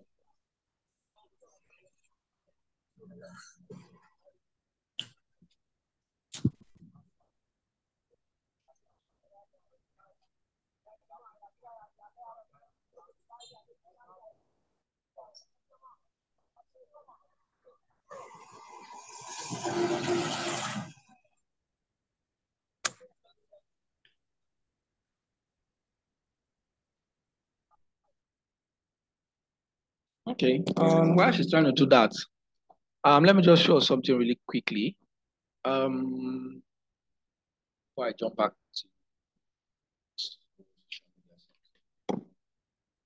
um, so we have created our content calendar and content. Okay, she has sent the link. Okay. Yeah. Yeah. Okay. So she has sent the link. So let's just quickly submit. Please um grant access so that I can be able to view it. I think she also have to grant access. But please, anybody that is submitting, please grant access so that I'll be able to view what you have submitted, right? And I can be able to have a look at it really quickly, and we can then move forward from there. Because if you don't grant me access, I might not be able to look at your work. And of course, looking at it, I also have to know um, exactly what you have done, and I'll have to look at it and know what you have done, and look at if it's in line with your business, and if the contents are actually following the 80/20 rule. So this is going to help you ascertain the kind of content that you want to be putting out on your social media platforms to be able to drive traffic and also boost engagement for your business as time moves on, right? Um, while we're waiting for that.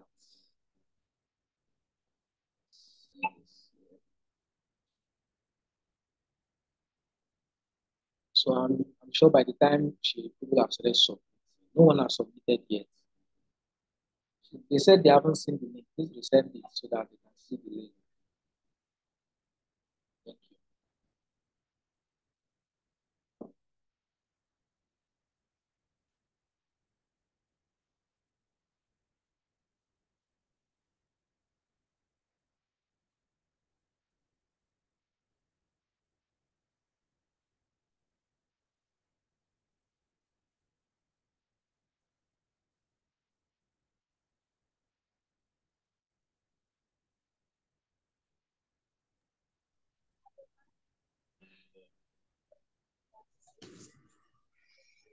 Yeah, so if I please let me know when anybody has submitted so that I can start with that one person. I'll not look at everybody. So somebody has submitted.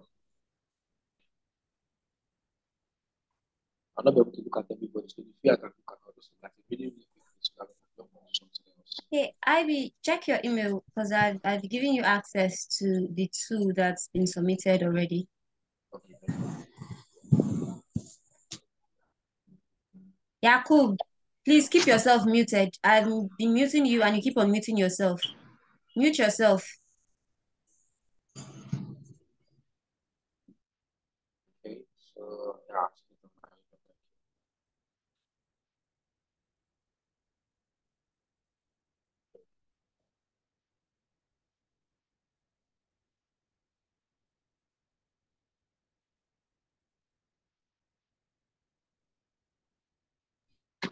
Two responses. Hello.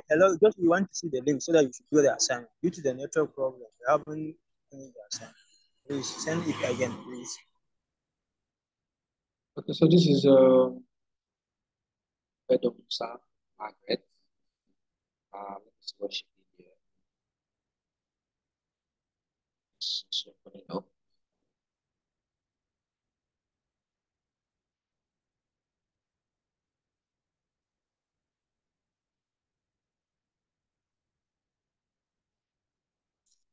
Okay. Hello, can somebody ask help me to send me the link so that I should do the assignment, please? Let me share my screen. See if I please make me a co-host so I can be able to share my screen. The link is on your WhatsApp group. Who is asking for link? Please check your WhatsApp and you're going to see the link.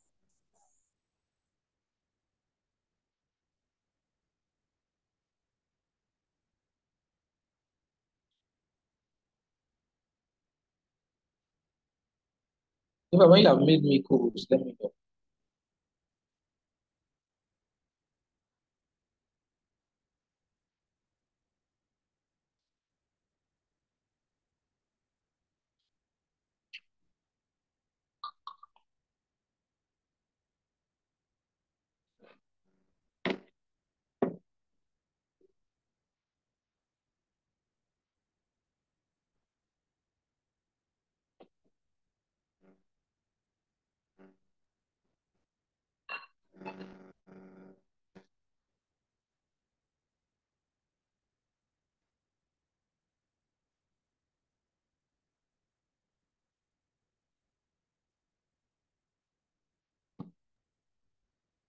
Can you hear me?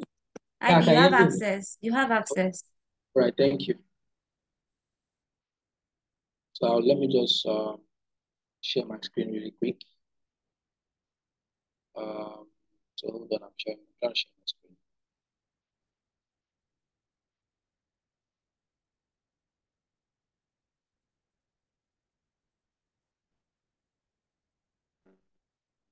So let me try to share my screen.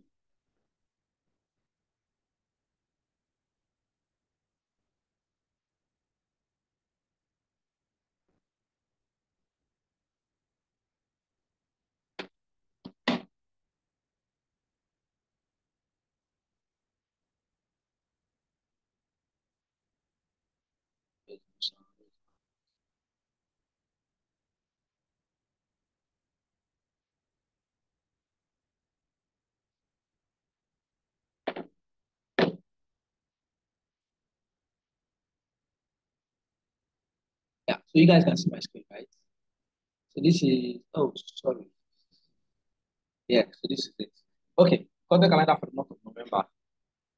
Every Mondays, Wednesdays, and Saturdays. 1, 2, 3, 4, 5, 6, 7, 8, 9, 10, 11, 12,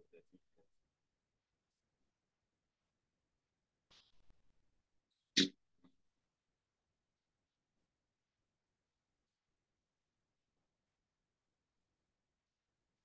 I said 30 days. Now I can do only 3 days. I said for the purpose of assignment, do 30 days. You do 3 days. Okay. The one setting up my social media accounts. It will share my history. Post of frequently asked questions. Profile my supporters and volunteers. Okay, you're the one that runs the volunteering volunteering organization. Yeah. Yes, sir. Profile my supporters and volunteers, share inspirational quotes, create a pool, most upcoming events, share testimonials, thank you posts, get behind the scenes, ask a question, create contest, okay. Okay.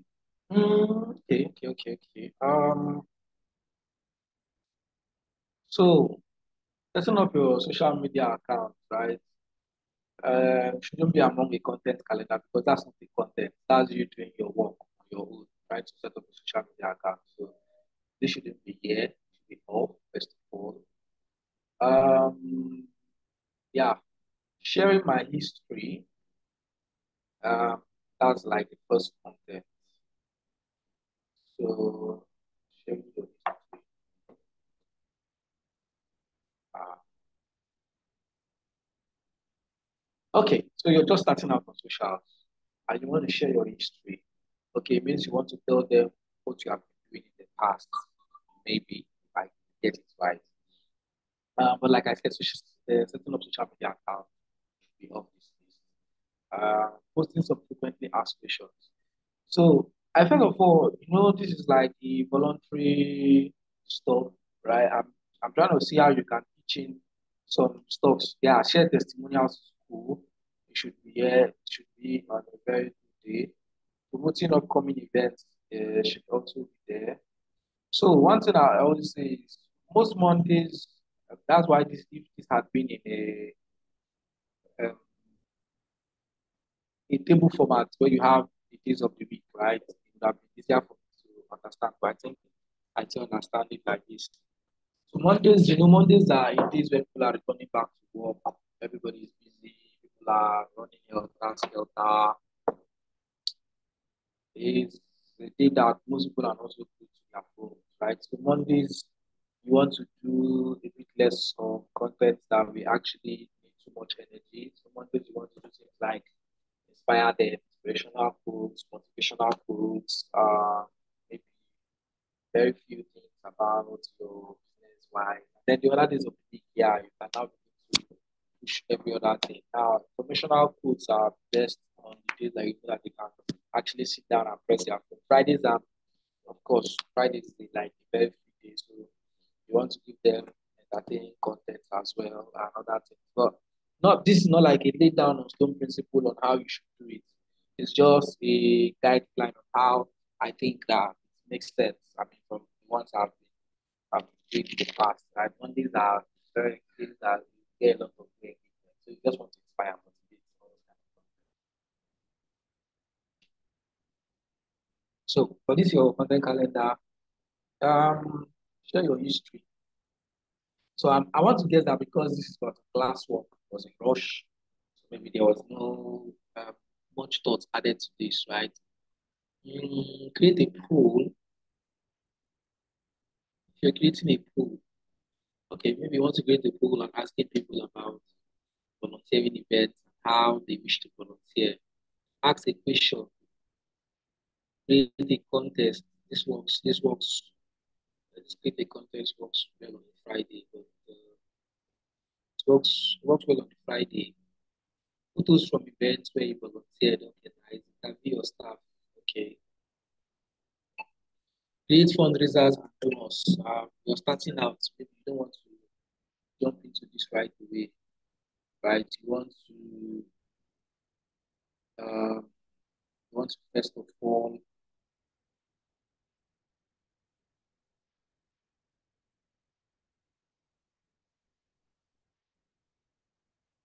you want to first of all push out stuff that they will first of all get to know your business and all of those stuff. So maybe getting fundraisers and donors, you might not really get anything. Live streaming, this can also come in later on when you started amazing some good sort of engagement, right? Because this will not do you any good at the beginning or start of your brand or business. So that might also come in later. So notwithstanding, these things are they are quite good. It depends on how you're going to place them strategically on your content calendar and where you want them to come in. Share your history. I think it's good on a Monday. I'm sorry, sir. Your voice is kind of not clear. Okay, can you hear me now clearly? Yeah, I can hear this one now. Okay, Yes, can sorry hear about that. Okay, so Monday, Wednesdays, and Saturday. So share my history can come up on a Monday. I mean, Monday is going to be like a good day for sharing your history. Put some frequently asked questions. Okay. This can come in. It looks good. Profile my supporters and volunteers. Uh, so I'm looking at this from the context of you just starting out, right? You might not have much of them online yet because you're just starting out. So except you want to profile the ones that have been doing with you in the past, then good, this will work. Shareable inspirational quotes. Yeah, that works very well pretty much on a Monday morning or on a Monday. Create a poll. Yeah, that works too. Yeah, you want to create a poll.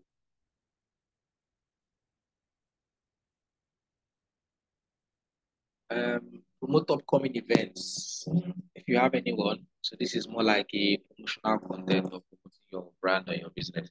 Share testimonials. Yes, works a lot. You want to share testimonials of people who have uh, patronized your brand. Get behind posts, thank you posts, thank you posts for people who have. Thank you posts can come after testimonials. Thank you those who have patronized you in the past and all this stuff. Yeah, I think this kind of works. Although some of them, like this setting of social media accounts, can be taken out. This great fundraiser and donors also, of course, for a start, can also be taken out. This live streaming can also be taken out. You can find other things to put there that will be more informative. You want to inform them. So you want to also do content like um, you want to post things like why they need to volunteer, advantages of being a volunteer. You want to tell them reasons why it's going to be good for them to volunteer.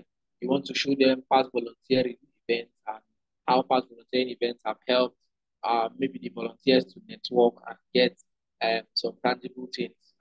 You want to also give them some myths about volunteering or some misconceptions that people have about volunteering. This kind of content that can actually be informative enough and deep in, while you also have the entertaining ones and every other content coming together to make it make sense. So, yeah, I think this is okay. Well done. I think we have some there, 5.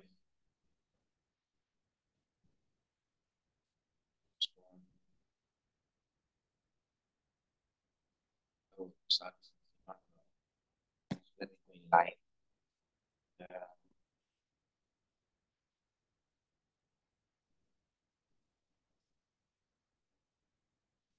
Yeah, so this is Emmanuel and he did 30 days. Yeah, thank you. Let's look at it now.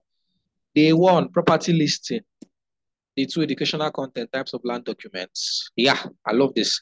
Day 3, real estate tips for buyers. Good. Day 4, real estate tips for sellers. Nice. Day 5, information content, reasons to invest in real estate.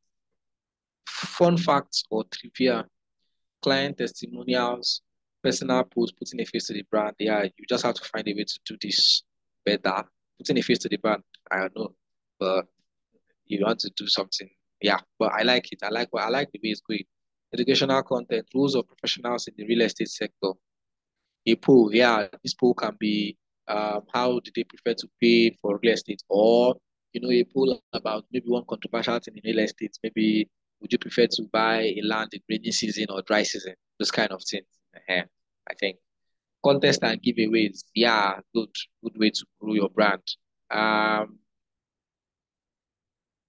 Property listing, yeah, property listing. Okay, comes in place really handy. Inspirational quotes. Mm-hmm. Um, uh, Educational post guide for first time buyers. Nice, nice, nice. Fun facts with trivia, home repair to slash do it yourself. Motivational quote from weekend greeting. Okay, motivational quote need a good for weekend though. You want to put that on a Monday, right? So weekend greeting, yeah, you can find a fun post to post on a weekend. Maybe something regarding them going to work out or the movie that they will best see, those kind of fun content. Close sales posting, free resources, client testimonials, question and answer, site or and property listing, trending hashtag and news, home maintenance tips, community and events involvement information, amenities around proposed neighborhood for prospects. Yeah, yeah, I like this informational content. So you want to pick a particular neighborhood and show them the amenities or the facilities within that neighborhood. And of course, you have to pick a neighborhood that has. So this is very strategic now. This is more like informative and as well pushing your brand, pushing your service, right? So maybe you want to pick an environment where you have a property and you show them the amenities within that property. You're telling them, you're giving them information about that area, while in turn also making them know that I have a property within this area. So you have to be very strategic and very intentional about this. And so you are not telling them, okay, I have a property within this area. These are the amenities. So it's going to be a good place for you to invest in. So it's going to be easier for them to even relate to it. Mem, yeah, very good. Entertaining. Mem. Behind the scenes, show clients you're really working hard to bring them value. Yeah, property video tour, good. And clients appreciation, appreciating your clients for the month. Yeah, lovely. I like this. I love this content calendar very well. It's 30 days. And of course, if you don't want to do 30 days, you want to reduce it and do maybe 3 days per week, you can always find a way to churn off some things and pick the ones that are really essential to your brand. And then, of course, move some to the next month, right? But I love this. I love the flow. I love the way it goes. I'm seeing property listing as the first day where you're listing properties. I'm seeing educational content, of course, types of land documents. Most people are so unaware of this. Real estate tips for buyers. Yeah, people want to buy real estate tips for sellers. Of course, you want to let them know that you're an authority in the market. So you know things about, you're giving them information and news, informational content, reasons to invest in real estate. That is good. Fun facts, client testimony. I love this makes sense.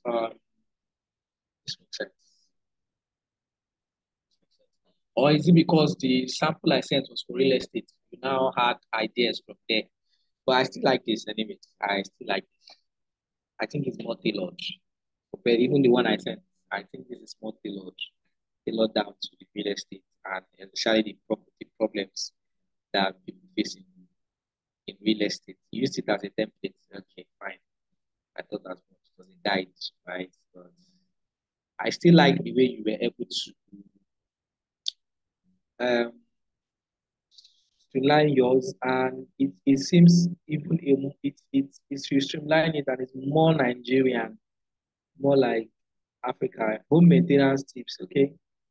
Yeah, this should come in. This might be on a weekend, maybe on a Saturday, if you are posting every day, right? So because Saturdays people are at home, they want to maintain certain things. That's the time they have to do something they want to do for their house. So this is a good day for this to come in. Community and event involvement. Okay, this can come in within the week. Site and top property listing, trading hashtag and news. Men behind the scenes show clients were really working hard to make them valuable. This is generally good anyways. This is generally good. So I like this. Great job. Good job. Good job. Tolulope. Let me see Tolulope. So really quickly.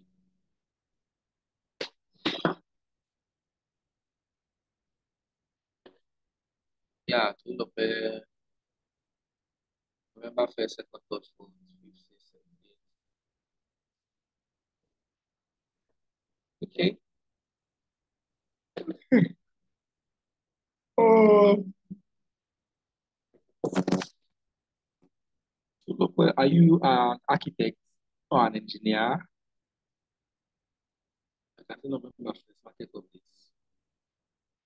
Teach for retailers, teach for consumers, construction tips.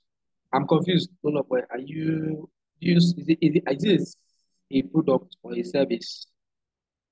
The business you're doing the content calendar for. Are you there? I'm into selling. Oh, you're into selling construction materials, please. Okay. Oh, you sell construction materials. Oh, nice, nice, nice. Okay. November first, market updates, tips for retailers. Yeah, people who want to buy retail. Tips for consumers. Consumers are then okay. Retailers are the people that resell. Okay, okay. My brain. Consumers, the ones that buy to use. Right. Construction tips. Nice. URP corner. I don't know what is URP sharp, but I don't know what that is. Maybe you explain to me. Architecture design. Good. Since you said construction materials, you also want to show them this. Giveaways. Yes. Giveaways drives a lot of engagement. A lot. So urban and regional planning. Oh, urban and regional planning corner. Okay. Okay. Okay. And I like this too. I think I like this. Giveaways. Yeah. Feedbacks. Good. Trending hashtags. Mm-hmm. Inspirational quotes. Yeah. November 10th. Good, that is Monday. Retail wholesale trip. Retail to wholesale trip. Behind the scenes, inspirational answers. Raising capital. That's like an informational quote, I guess. So you want to tell them how to raise capital for their construction project. So I'm guessing that is it. Yes, though. Relevant book review. Yeah, maybe a book around your brand, or maybe even just a fun book that you're reading, just to make it fun, right? It must not be about the business. It might be something fun, maybe inspirational but fun, and just do a review. I like that. Feedbacks, builders corner, feedbacks, quality checks, history facts, tell a story, cost or quality, order or appear, question and answer, customer of the week, retailer of the week, promotions. This customer of the week and retailer of the week, except you want to release weekly, because except you want to, so I think you should change, since this is towards the end of the month, you want to do this customer of the month and retailer of the month, not of the week. Because I looked at from all these ones I've seen, all these other days of the week, there was no person that you gave this to avoid problem that you want to give some people some days and you're not giving some people, right? And promotions, mem, personal post, cheers, yap. Okay. I think I like this. So you guys should give me a second.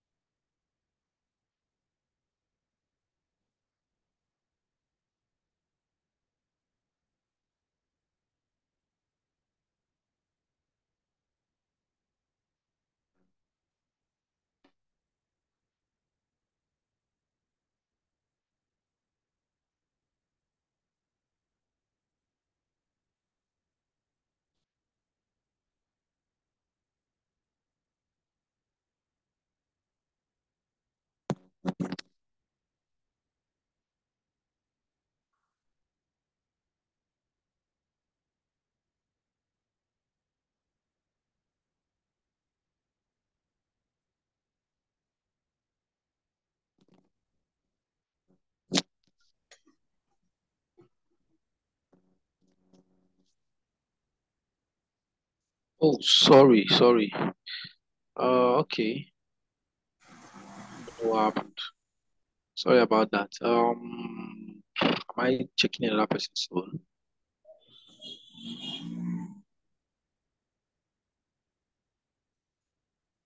So, I mean, have I checked 3 people?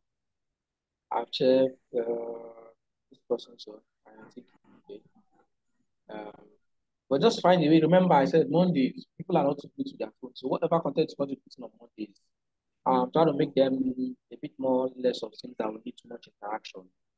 More of maybe people, you know, um, relational, motivational, advisory, all those kind of content, right? You want them to like kind of content that work well on Mondays because might not don't have enough time for anything. I've done how many people now? Wait, what is this? Okay. This person did their own on the sheet. Um, documents required for exports industry update, then go this right. Inspirational. Okay. It's 1st of November. It's like 1st of November is a Wednesday. You use the calendar. Go. Let me confirm. 1st of November. Looks like it's a Wednesday. I think this person used a calendar and pushed 1st of November to Wednesday. Right? Yeah, person use the calendar. I'm saying that for this Friday. Friday is this Friday. All right. Then Monday inspirational. So Tuesday, happy new week wishes, picture of cargo, team at work, knowing your cargo, celebrating with our customer, happy weekend. Inspirational quote again on Monday, law abiding exporters, industry insight, measurement and exchange rate with foreign market, testimonials to produce video. Okay. Inspirational quotes for Monday, the need for packaging, informational, yes. Concept, I don't know what that is. Picture of team at the shipping line. Okay, this is like a first day. How to get your customers abroad, celebrating the customer of the week. Okay, weekend wishes. Then Sunday inspirational loyalty, picture of clients' work and evidence, picture of goods to be exported, marketing. Okay, generally this looks good. Okay, this looks good. Looks good. Looks okay. I can see that the person followed the dates in November precisely, and I can also see some uh, informational content. You also want to do things like throwback, right? Throwback Thursdays, throwback days. Uh, of course, that's for like fun, right? You want to do all those kind of things. But I like this. I think I like this. I think I like this. I like people packing what that is. I don't know what Incotep is. Picture of team at the shipping line. Okay. How to get your customers abroad is information out. Stroke educational. Celebrating customer of the week. That's celebrating your customer. Weekend wishes. This is like personal, right? Weekend wishes. Yeah. Sunday special on loyalty. Knowing your cargo.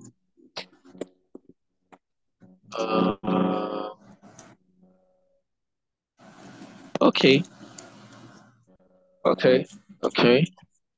I think all of this they make sense. They make sense. Yeah, okay. So let's just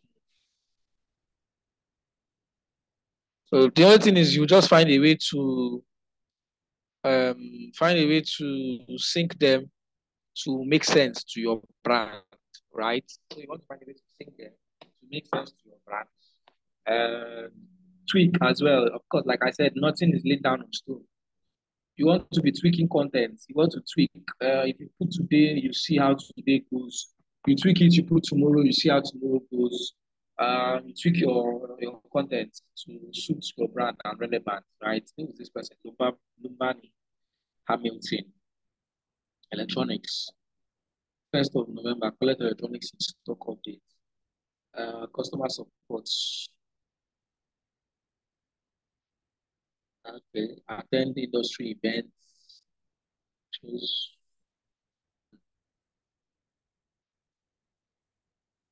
Share fun facts and trivia about electronic materials. Nice. Employee appreciation showcasing. Employee appreciation showcasing. Update audience on some of our employees and people they do. Okay. Proves that you take care of your employees. Educational content. Share some infographics or videos about the latest content in there. Seasonal promotions. We have to plan for special discounts. Promotions. Okay. You not complete your. This is incomplete. I did not complete. Yeah, I can see that.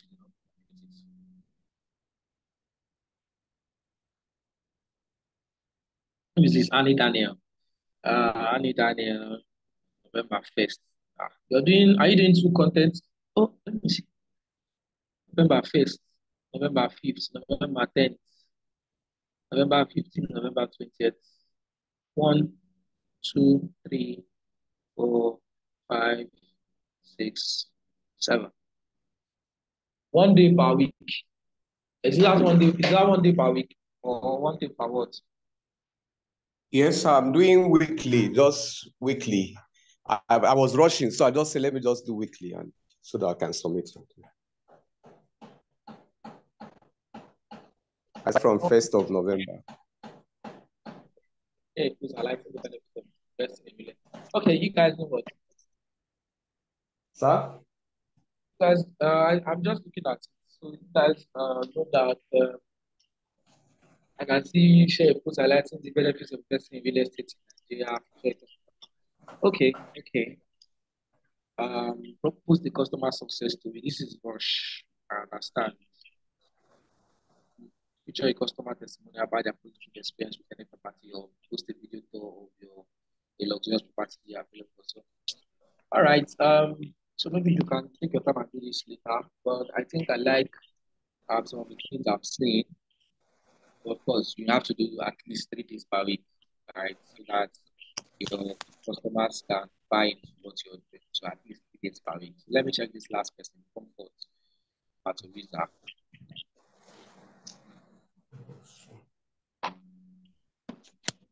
Yeah, Comfort is the person that does, Comfort, the one that does, what they call it now, TV writing. Yeah. They want to file for committee posts. Okay, introduction to my CV writing services, highlighting my expertise and unique approach. Tips for crafting a compelling CV, do's and don'ts. Importance of well-crafted CV in today's job market. Explaining the elements of understanding CV from contact information to skills. Case study. Okay, okay. Okay, I like how you broke it down. Let me see the 6 to 10. The educational post. More or less like the same thing. But let's see how to tailor your CV for different job applications. The role of keywords and application tracking system in CV screening. Effective strategies for highlighting achievements and quantifiable results in your CV. Industry-specific CV writing tips. Common CV mistakes and how to avoid them. Entertaining and engaging content. 11 to 20. Oh, okay. Fun facts about job hunting and CV writing. Inspirational success stories of clients who landed their dream jobs with my help. Interactive pool. What's the most challenging part of CV writing for me?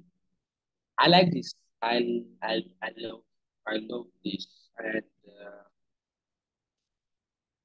And quizzes and trivia related to CV writing and job interviews. Answering common CV related questions from our audience.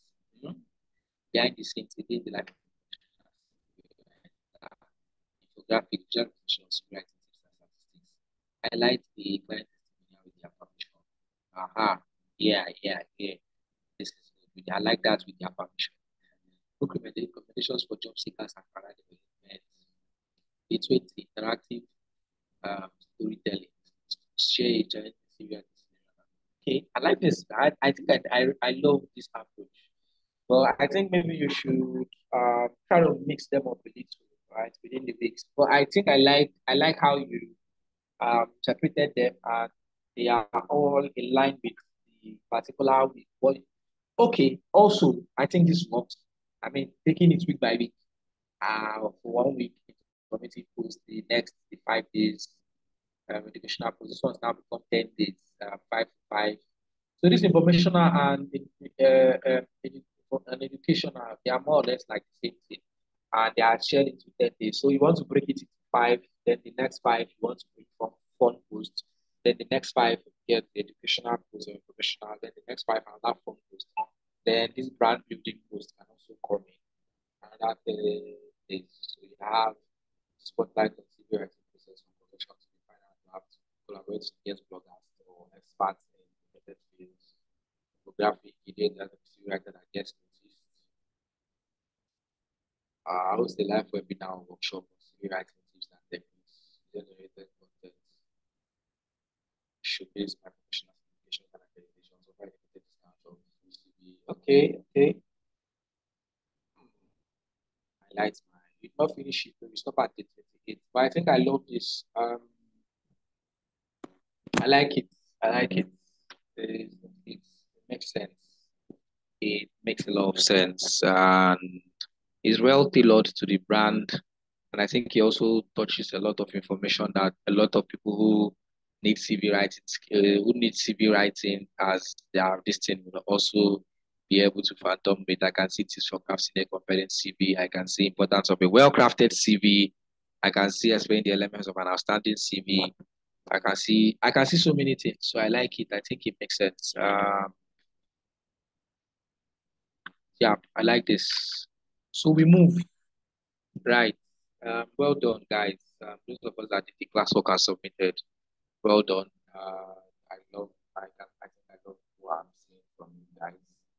I've seen several responses. I can't check any other person. I think I've checked 1, 2, 3, 4, 5, 6, 7.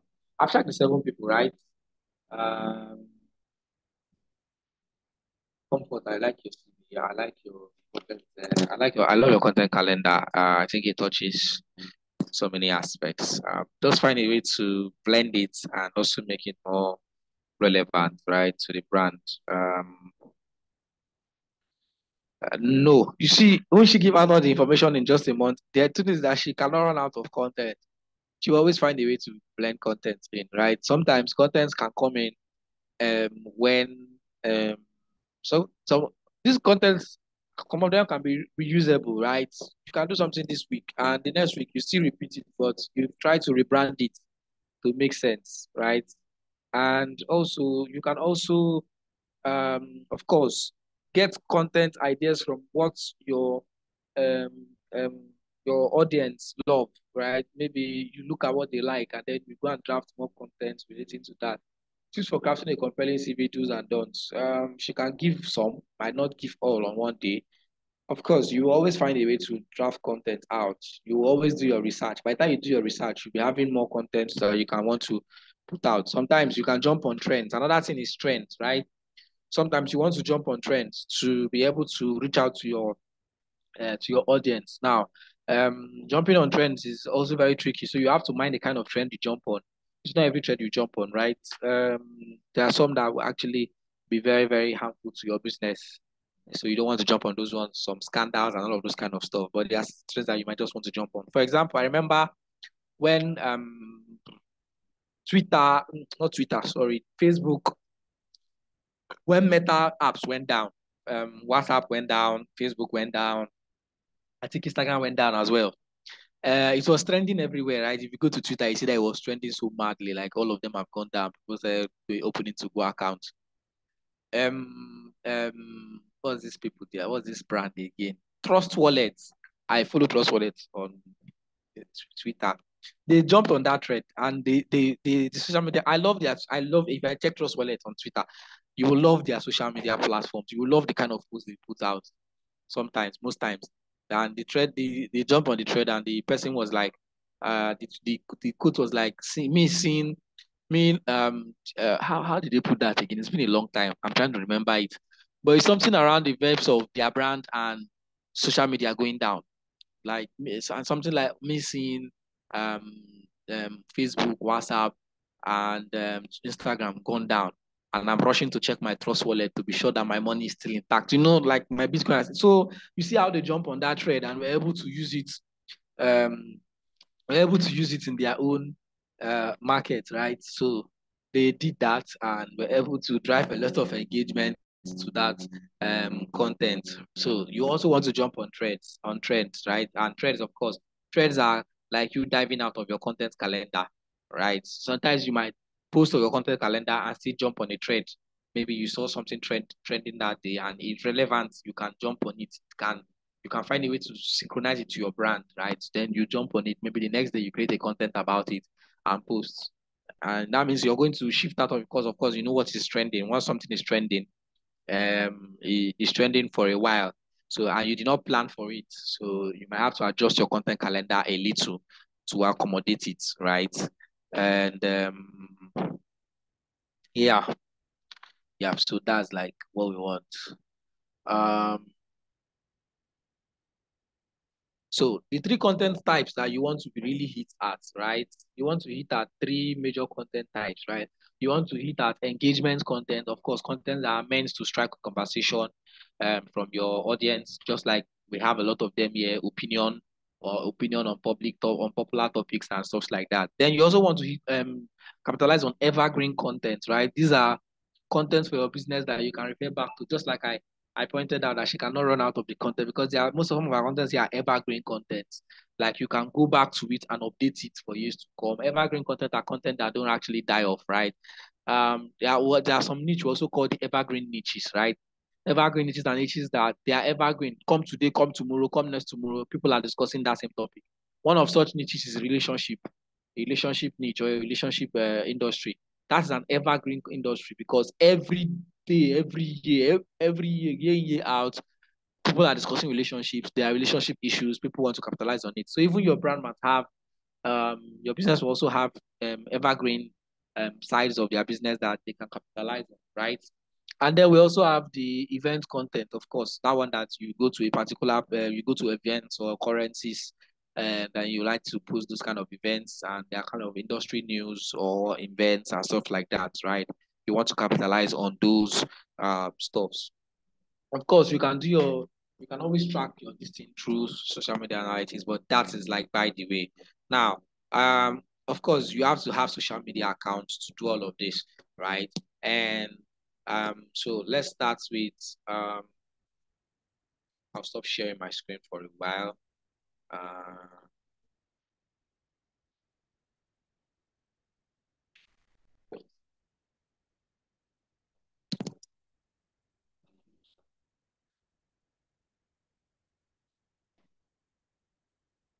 Okay, so we're actually supposed to go on a break, but since we used that time for classwork, um, I'm not going to go on a break, so we are just going to run with this, right? So we'll talk about creating social media accounts, right? And of course, if you want to have a business, if you have Facebook account, you want to have what we call a Facebook business page. The Facebook business page is also your is going to be under your Facebook account. Now, the thing here is, of course, if you want to have a business on Facebook, you don't go creating an account. Facebook is not like the rest of them, right? Just like, for instance, just like LinkedIn, if there's a business on LinkedIn, you can create a business page for the account using someone's personal account. That's the same thing. That's the same way Facebook operates now. Meta, right? So you want to have a Facebook account and then you want to create a Facebook page that you can link to your Instagram page, right? Now, Instagram is like a standalone. For Instagram, you have to create an Instagram account, right? And for Facebook, you want to create a Facebook page. Let's focus on these two for now. So you see, for Instagram, if you want to create an account, one thing I always advise people is when you're creating an account, so many accounts get banned from Instagram because people create it and not carry out any activity. Yeah, so that's the secret. You hear somebody say, I created an account today. The next, within 24 hours, did not carry out any activity, and then you come back the next day, you see that that account has been banned and flagged. That's because the algorithm of these social media platforms are taking note of accounts that are created, and if those accounts are being used, right? They want to minimize the level of scumbags on their social platforms. That's why you see that they drop accounts. So if you create of course, I'm sure most of us know how to create Instagram account. That is not difficult, right? You want to create Instagram account, you log on to Instagram, you sign up, and then you have an email, and then you want to create an account. You simply create an Instagram account. Now you need to take actions on that account to avoid it getting banned.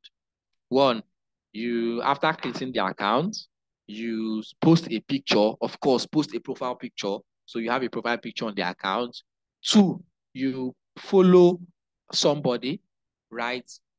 Ask any of your friends, follow them, anybody that you know, follow them on IG. They should follow you back, and then make a post.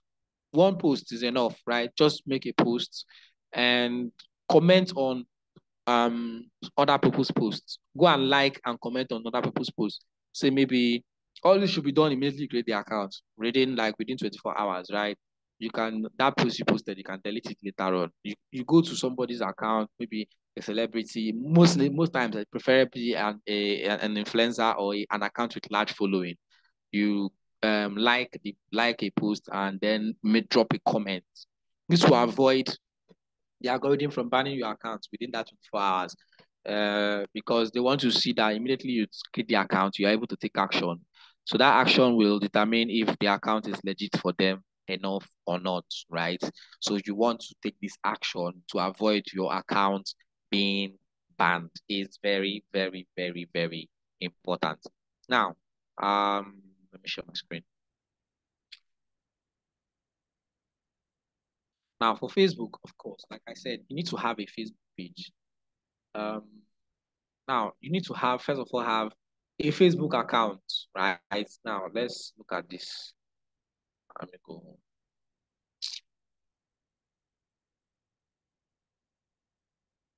This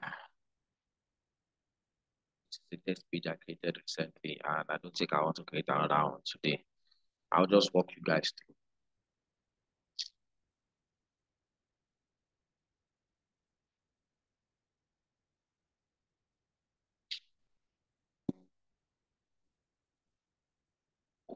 So you want to, now this is my Facebook account, right? And of course, it's my Facebook account. But yeah, this is my Facebook account, right? And of course, you need to first of all have a Facebook account. Now, from your Facebook account, you can create your Facebook page, because the Facebook account is like your own personal profile. And then you now want to create a page. It is from that page that you can do whatever you want to do. You can run ads. And of course, and the page is going to serve as your business page, right? So it's going to be your Facebook business page. And that's the page you can also link with your Instagram account, right? Let's see. Now these are, if you come down, this I'm using a PC, so you can always see this from your phone as well. You can see pages that I have on this account, on this my Facebook account. Where most of us are covered with Facebook, so I don't want to go to all these places. You can see pages. Let me just click on pages. All these are pages as well. You can see pages you manage, right? This is a test page. I created this recently for one of my classes. I was teaching a student, so I used it to create a page to have for her to see. And although recently Facebook have, I don't know what's going on, but it's difficult for people to create new pages now, right? So you want to keep trying and trying and trying. So this is like a test page. I created it recently, so you can see the other pages that I are currently under my account. Of course, most of them are not the ones I created myself. They are the ones that people give me access to manage their Facebook page, right? So let me just open one of the pages I manage. Let me just open one of the pages I manage, right? This is a Go Grip. And you can see that the page has 300 likes, 316 followers. And of course, some activities are really has paused on the page for a while. but this is a page that I manage, right? And you can see the posts that have been on the page. This is a business page, right? And you can see the posts that have been on the page. You can see they're telling me I'm commenting as IB. That's my Facebook account now, not as the person that owns the page or not as an admin. Or you can create more than once a day using Facebook Lights. Oh, okay. Recently, most of my students are having issues with creating Facebook pages, right? But I created that one that I showed you that is a test page. I created it last week. So this is like the page, right? And this is what you have. This is like a business page. And there are a lot of settings that have been done on this page. It took my time to do all of this. I might have to switch into the page. But let me just quickly show us. Of course, I'm sure most of us know how to create a page. I'm sure most of us already know how to create a page, but creating a page is not hard, right? Just like I tried to do here. You can see pages, and you can see that these are pages that I already have. And then I can create a new page. And of course, this is create new page, right? And creating a new page is not hard. Now, you can see here that you have page name required. So you want to fill out all of this information. You want to put your page name, the name that is the name you want to use as your business name precisely should be the page name, right? You choose the page name. Say your business is, I don't know whatever your business is. I call that one test page. So you want to put a page name. I don't know what I'm going to call this. Let me see.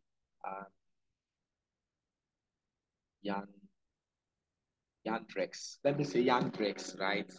Let's say that's the name of the business. And then you're required to put a category, like a category that your business falls into, right? So let's say Ragnes is a beauty page.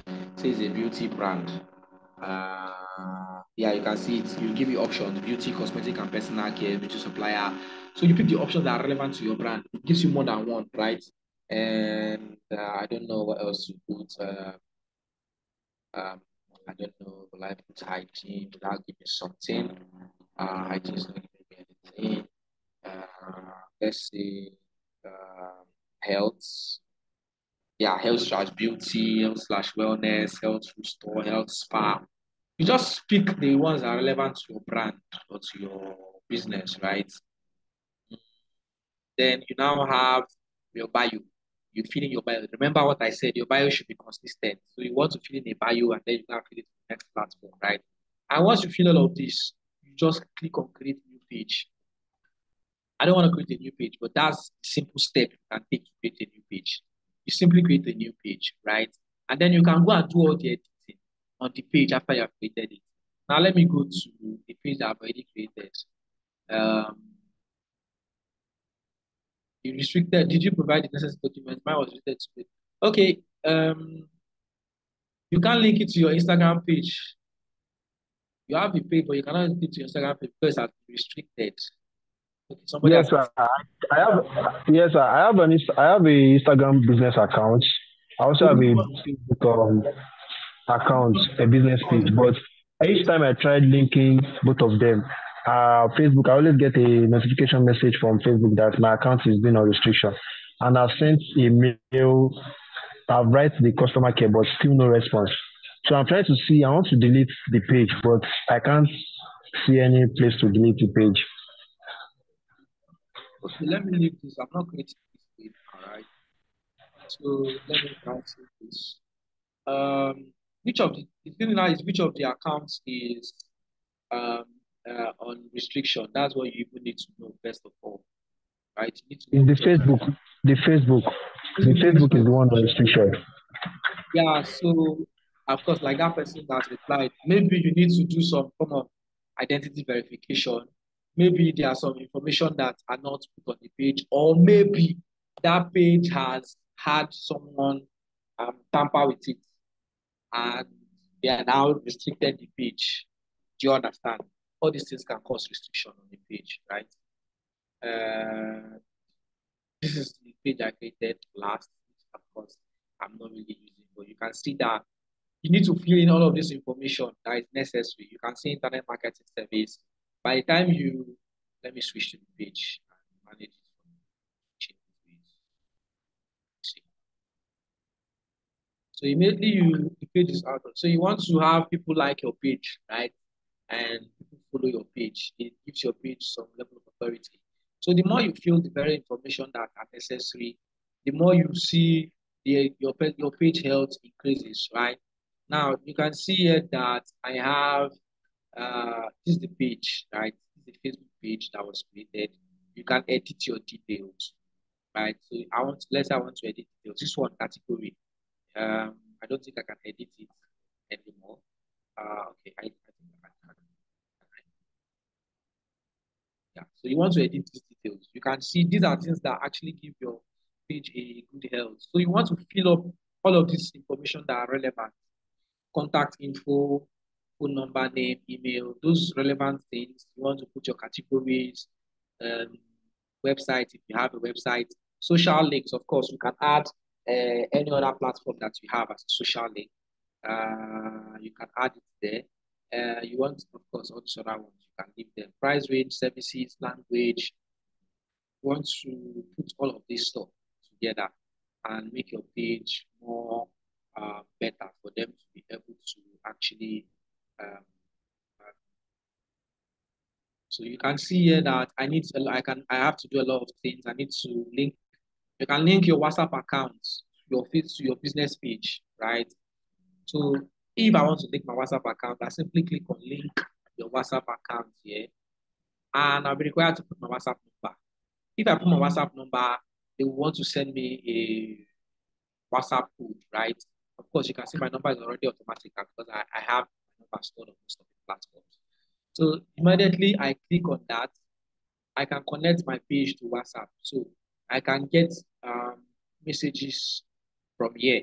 So I can add a WhatsApp button where anybody that visits my page can send me. So because these are all Meta accounts, they are all under Meta services, right? Somebody can come to my Facebook page and can send me a message from my Facebook page to my WhatsApp, right? You can see I can decide to show people my number, but I do not want to do that. And you can also create WhatsApp ads from here. So you see how they have been able to link their account. And then this is Instagram. Should I go back and show you? This is Instagram. Let me go back. Is this the page? This is one.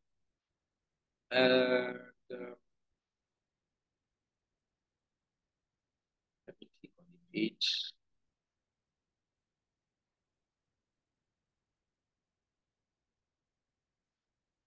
Yeah. So I click on this manage, right? And this is where you can see the whole stuff about the page health, the profile. You can see the page health, right? You can see the remaining steps that are left for me to actually groom this page. So you want to do all of these details. You want to take all of these details so that your page health can increase and your page will make sense, right? So that they are frequently asked questions. And this is where you can see your page information. Now, there is no activity that has gone on this page. So you can see here, this is your page. You can see this icon that looks like this is an analytics icon, right? So this is where you see your page analytics, your page overview. So you want to see how many people have your post gotten to. If you have a post, I don't have any yet. Here you can see 0. Your people that are engaged on your post, the number of new page likes you have, number of your new page followers. This place is going to show you all of those information, right? And of course, you can see here, I can't edit last 28 days because this page is very new. I think I created it last week or so. So it's new. If not, if it's not a new page, you will see a spot where you can scroll down to back. Maybe you want to check like the last 3 months. You want to check your page health and page overview. You can check all of those analytics from here. So this is where helps you know how your page is doing and what you need to improve if necessary, the kind of content that you have been putting and all those relevant information, right? You can see interactions, comments, shares, photo views, link clicks, all of these, right? You want to see all those information. They are here. This is like a professional dashboard for your page. Now, this is your content where anything you post, this is where they are going to display, right? Whatever you have posted in, you can see here, there are some things relevant to it. So you can check all of those information. And this is audience. I'm sure I don't have any audience yet. When you have at least 100 followers, yeah, so you see, there's nobody following this page. So by the time you have up to 100 followers, you'll be able to see info about your audience. So this is where all of this information, you want to see them, right? You can be able to get all of this information from, right? This is your page overview. What's this? This is home. So I want us to see where, yeah, so this is linked accounts now. Good. That's what I was looking for. So you see your tools and achievement for creating reels. If you create reels with your page, right? You see people create reels now on Facebook Reels. So you can create reels with your page. You can have a comment manager. Now, this place is page access. If I click on this, I can give people access to manage my page, right? And of course, like I said, most of the pages that I run ads, you can see that this page is connected to a Meta business account. I think we are already done for today. So tomorrow I'll show us how to create the Meta business account and how to manage our Meta assets on our Meta business account, and also how to use the Meta business account to run ads. And yeah, that's it for tomorrow. Run ads on Facebook, how to run Facebook and Instagram ads from Meta business ad account. Now you can see here that this is the page, this is the test page, and this is the business account that has access to this page because I added it to this page, right? Now you see here people with Facebook access. People with Facebook access. Now I can add people that will have access to this my page, right? If I click on add new, right, you see here Facebook access means you can switch into the page and manage directly on Facebook or by using other tools like Meta Business Suite Operator. Any action you take as this page, including when you check into a location, will be visible to anyone else who manages it. Anyone else with Facebook access will share the page experience, including newsfeed and notifications for this page. Now, if I click on next, right, I can add anybody I want to add. So I want to add somebody now. You can see this name has popped out. If I click here, I can give the person access. Now, you can see that if you look at this from this access point, you will see what I can give this person access to. You see here, you see content, right? If I want to give person access to this content, that means the person will have access to manage, delete my posts, stories, and more as a page, can access my messages and calls, can handle community activity, can run ads and delete ads for the page, can see the page insights and how the page is performing, like the analytics, right? And now, if I want to give access, these are the things I want to give access to. Now, if you come down here, you look at this page, you say, this page, you see that there's a warning. Allow this person to have full control. Anyone with full control can give access to other people, can remove anybody from the page, including you, and can delete the page. Now, if I turn this on, right, it means I want to give this person full access to this page.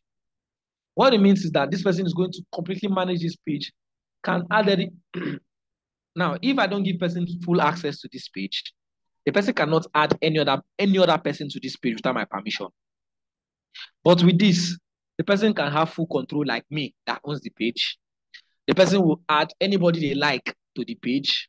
The person can remove anybody they like from this page. The person can remove me from this page. The person can delete this page. Do we understand? So before you give anybody this kind of rights, you can also see this on your Meta business account, but I want us to see it from the Facebook page, display first, right? This is going to be easier for us. So before you give somebody this access, you want to be sure that you trust this person, or you really want to give the person this kind of access. So I'm going to turn that off. So it's better you don't even turn it off and give the person access to this other information. You can see that they're giving you the information you're going to give the access to. And then once I click on give access, this person is going to receive a notification on their Facebook account or on their email. I didn't add email. So it's going to be their Facebook account. They receive a notification that they have been granted access or they have been invited to manage my page, right? And their invitation expires in 30 days. So if they don't accept the invitation within 30 days, that invitation will expire and we'll not be able to manage the page for you. Now, that is to give people access to manage your page. Now, this one is to give them task access. Now, giving them access and giving them task is not the same thing. Giving them access to your page means they have ability to do all of those things that were listed on the page, right? That were listed by Facebook. But giving them task access means you're assigning them to do just one thing at a time. Now, if we say, I want to give this person task access. I want to give this person task access. Now, you can see that there are toggles here. So it means anything I give the person access to is the only thing the person will be able to do. Now, if I give them access to only create content, manage or delete posts and stories as the page, that's the only thing they'll be able to do. If I give them access to only reply to messages, maybe I have somebody, I don't have time to reply to messages coming on my page. I just want the person to be replying to messages and calls from the page. This is the only access I'll give the person. That's the task I want the person to do. Now, I want them to review and respond to comments. Maybe I want the person to only help me review and respond to comments on the page. Don't answer calls, don't post content, don't delete posts, just reply to people's comments, remove unwanted comments and report activities. I click this. If I want the person to only run ads on my page, nothing again, I give the person this access. If I want the person to maybe only see the analytics of the page, see how the page is performing, the content, I give the person this access. And then I can click on grant give access. Right. Do you understand? So those are the only things the person is going to have access to on this particular Facebook page, right? Now, you can see page management history, page quality. You can check your page quality, page recommendation, advanced messaging, data sharing. These other ones, you can leave them for now. These are page management history, of course. The people that have managed your page, their history, the quality of the page, how good, what's your quality score on the page? You can see my page quality score, then my page health. This is how you can check your page health, page recommendation, and all of these other good stuffs, right? We can go back and 1249. So let me just show the last thing. And now the last thing I want to show is linked accounts, right? So if we click on linked accounts, you can see, of course, that same window I went to, you can see WhatsApp, you can see Instagram. Now, to simply connect your Instagram accounts, which I've just told us how to create an Instagram page, is not hard. We're not going to look at it. It's not hard. So I'll just show a little bit of it. But if you want to connect accounts, just click on connect account, right? You can see here the access you want to grant to this page. You can only connect an Instagram professional account to a Facebook page, right? Now, the Instagram account must be an Instagram professional account. So after creating the account, you can always go and change it to being a professional account, right? And you click on connect. And of course, once you click on confirm, if I click on confirm, it's going to ask you to log into the Instagram account, right? So you want to log into that Instagram account. And once you log into the Instagram account, you grant the Instagram account to be logged in. It will immediately link up with this Facebook page, right? But you want to be sure that the Instagram account is your own. You can see it's asking me to log in. So you have to log into the professional Instagram account first and then convert it to what you want it to be, right? Do you understand? And of course, it has to be a professional account, just like they said. I don't want to connect it. But that's the simple way to connect your page. So what that means is that you can view, let me show you these other accounts. The other Facebook, the other business page. It means that both accounts are connected together. You can toggle the account. You can post simultaneously on both your Facebook page and your on both your Facebook page and your Instagram page, right?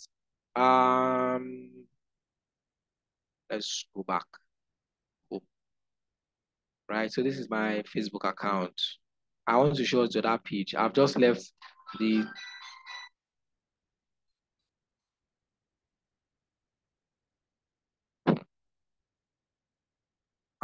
test page. So this is that a cookie page, right?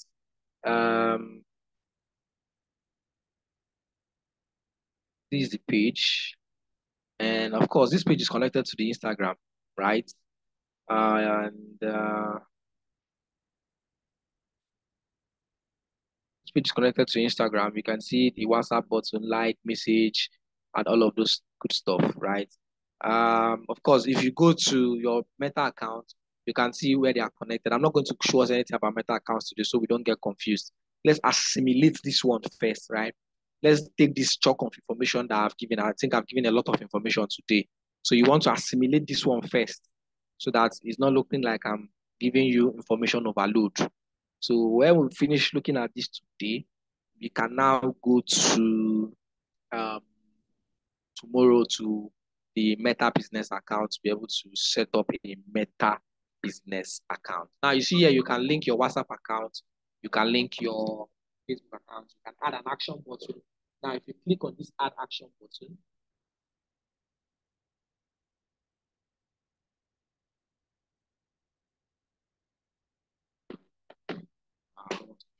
if I click on this add action button, right, they're telling you to customize your action button. So you see here, you can choose what you want to be the action button of this page. And from here, we can see book now, sign up, start order, view shop, get tickets. Now you can see this one, of course. You can see send message. This is now to send people, for people to be able to send you a message to your messenger, Facebook Messenger. I'm sure we know what Facebook Messenger is, right? This one is to send you a WhatsApp message. By then, I'm sure you must have connected your WhatsApp account. So once the action button on the page is, maybe you have a business page, but you want to be receiving your messages on WhatsApp. You want people to, you want them to send message, but you want to receive the message on WhatsApp. Maybe you stay more on WhatsApp. You can add your WhatsApp account. They'll send you messages to WhatsApp. You can see call now. You want them to call you. Of course, you have to add your phone number. The moment they tap on call now, it will send them directly a call to you. You say send email, you want them to send email, you see contact us. That one now they can open a website. You can add a contact form and they can contact you, right?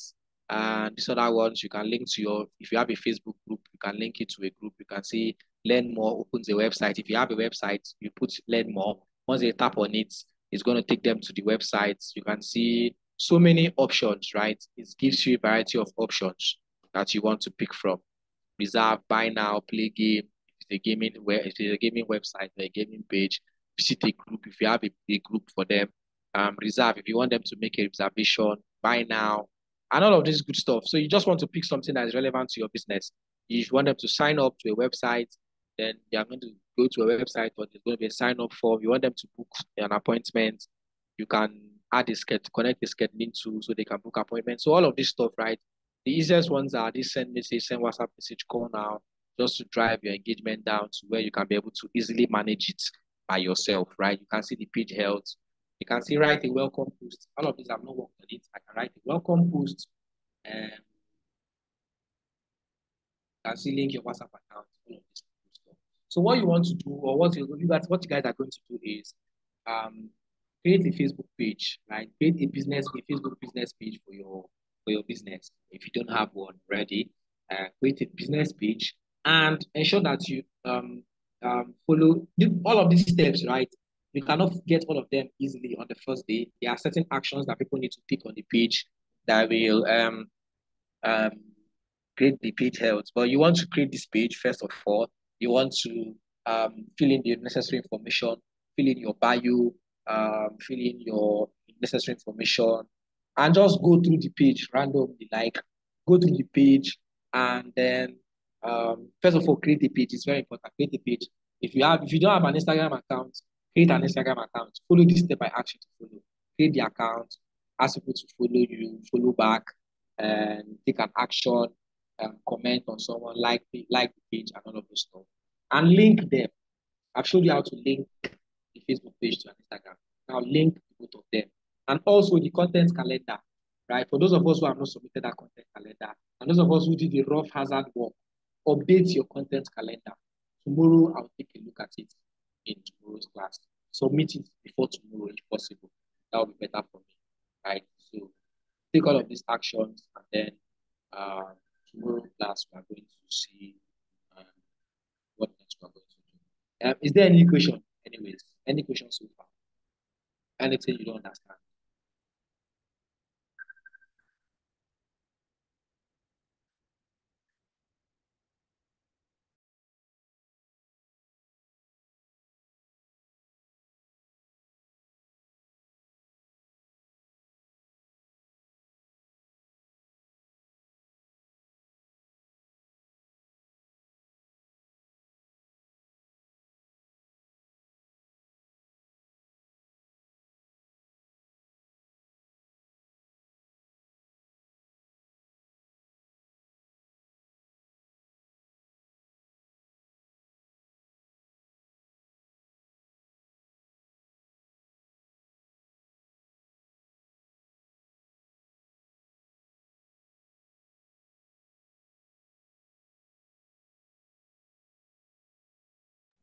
Okay.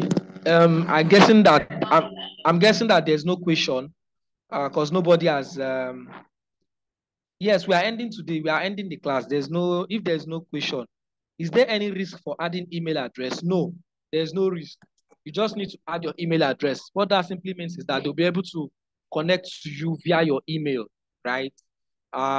There's no risk. It's not like they can hamper with your email account. So far as they don't have your password, they can't hamper with it, right?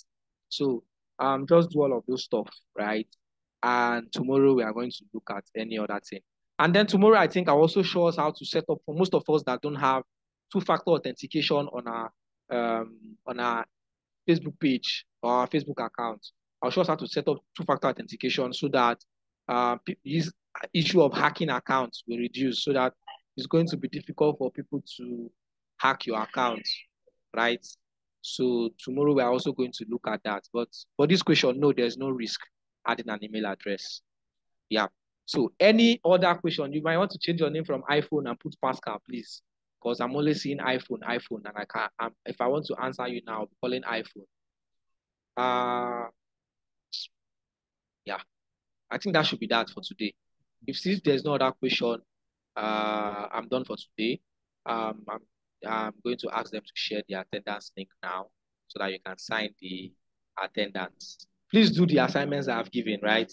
Yeah, the assignment link.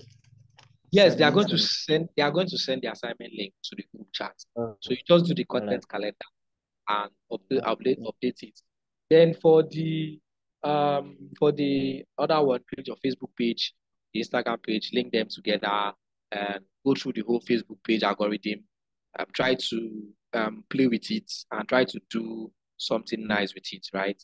The assignment is for those, especially for those who did rough hazard work on the content calendar, right? And those who have not completed their content calendar, complete your content calendar. First things first. Then create a Facebook page, a Facebook business page, and create an Instagram page, right? And link them together. Link them together. And yeah, that's like the major thing. Remember, for your information to be consistent across board. So what you have on your Facebook page as your bio, you want to have it on your Instagram. And the picture you have on your Facebook page, you also want to have it on your Instagram. Let's leave Twitter and the others for now, right? And let's focus on these two because they are like the simplest and the most driven used ones. So let's just do that. And we are going to meet tomorrow to dissect all of this.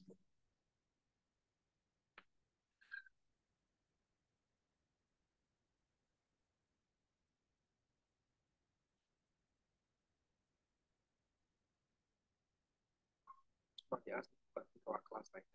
I don't know, sir, they are happy. I will take it by 3 gladly. I will gladly do it. Let me rest.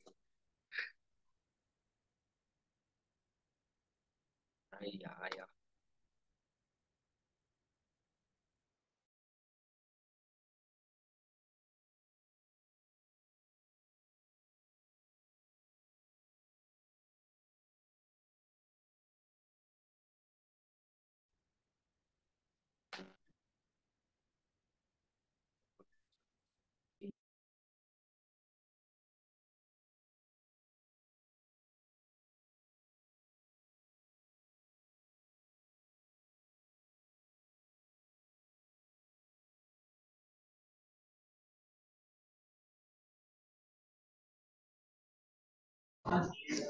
Attendance.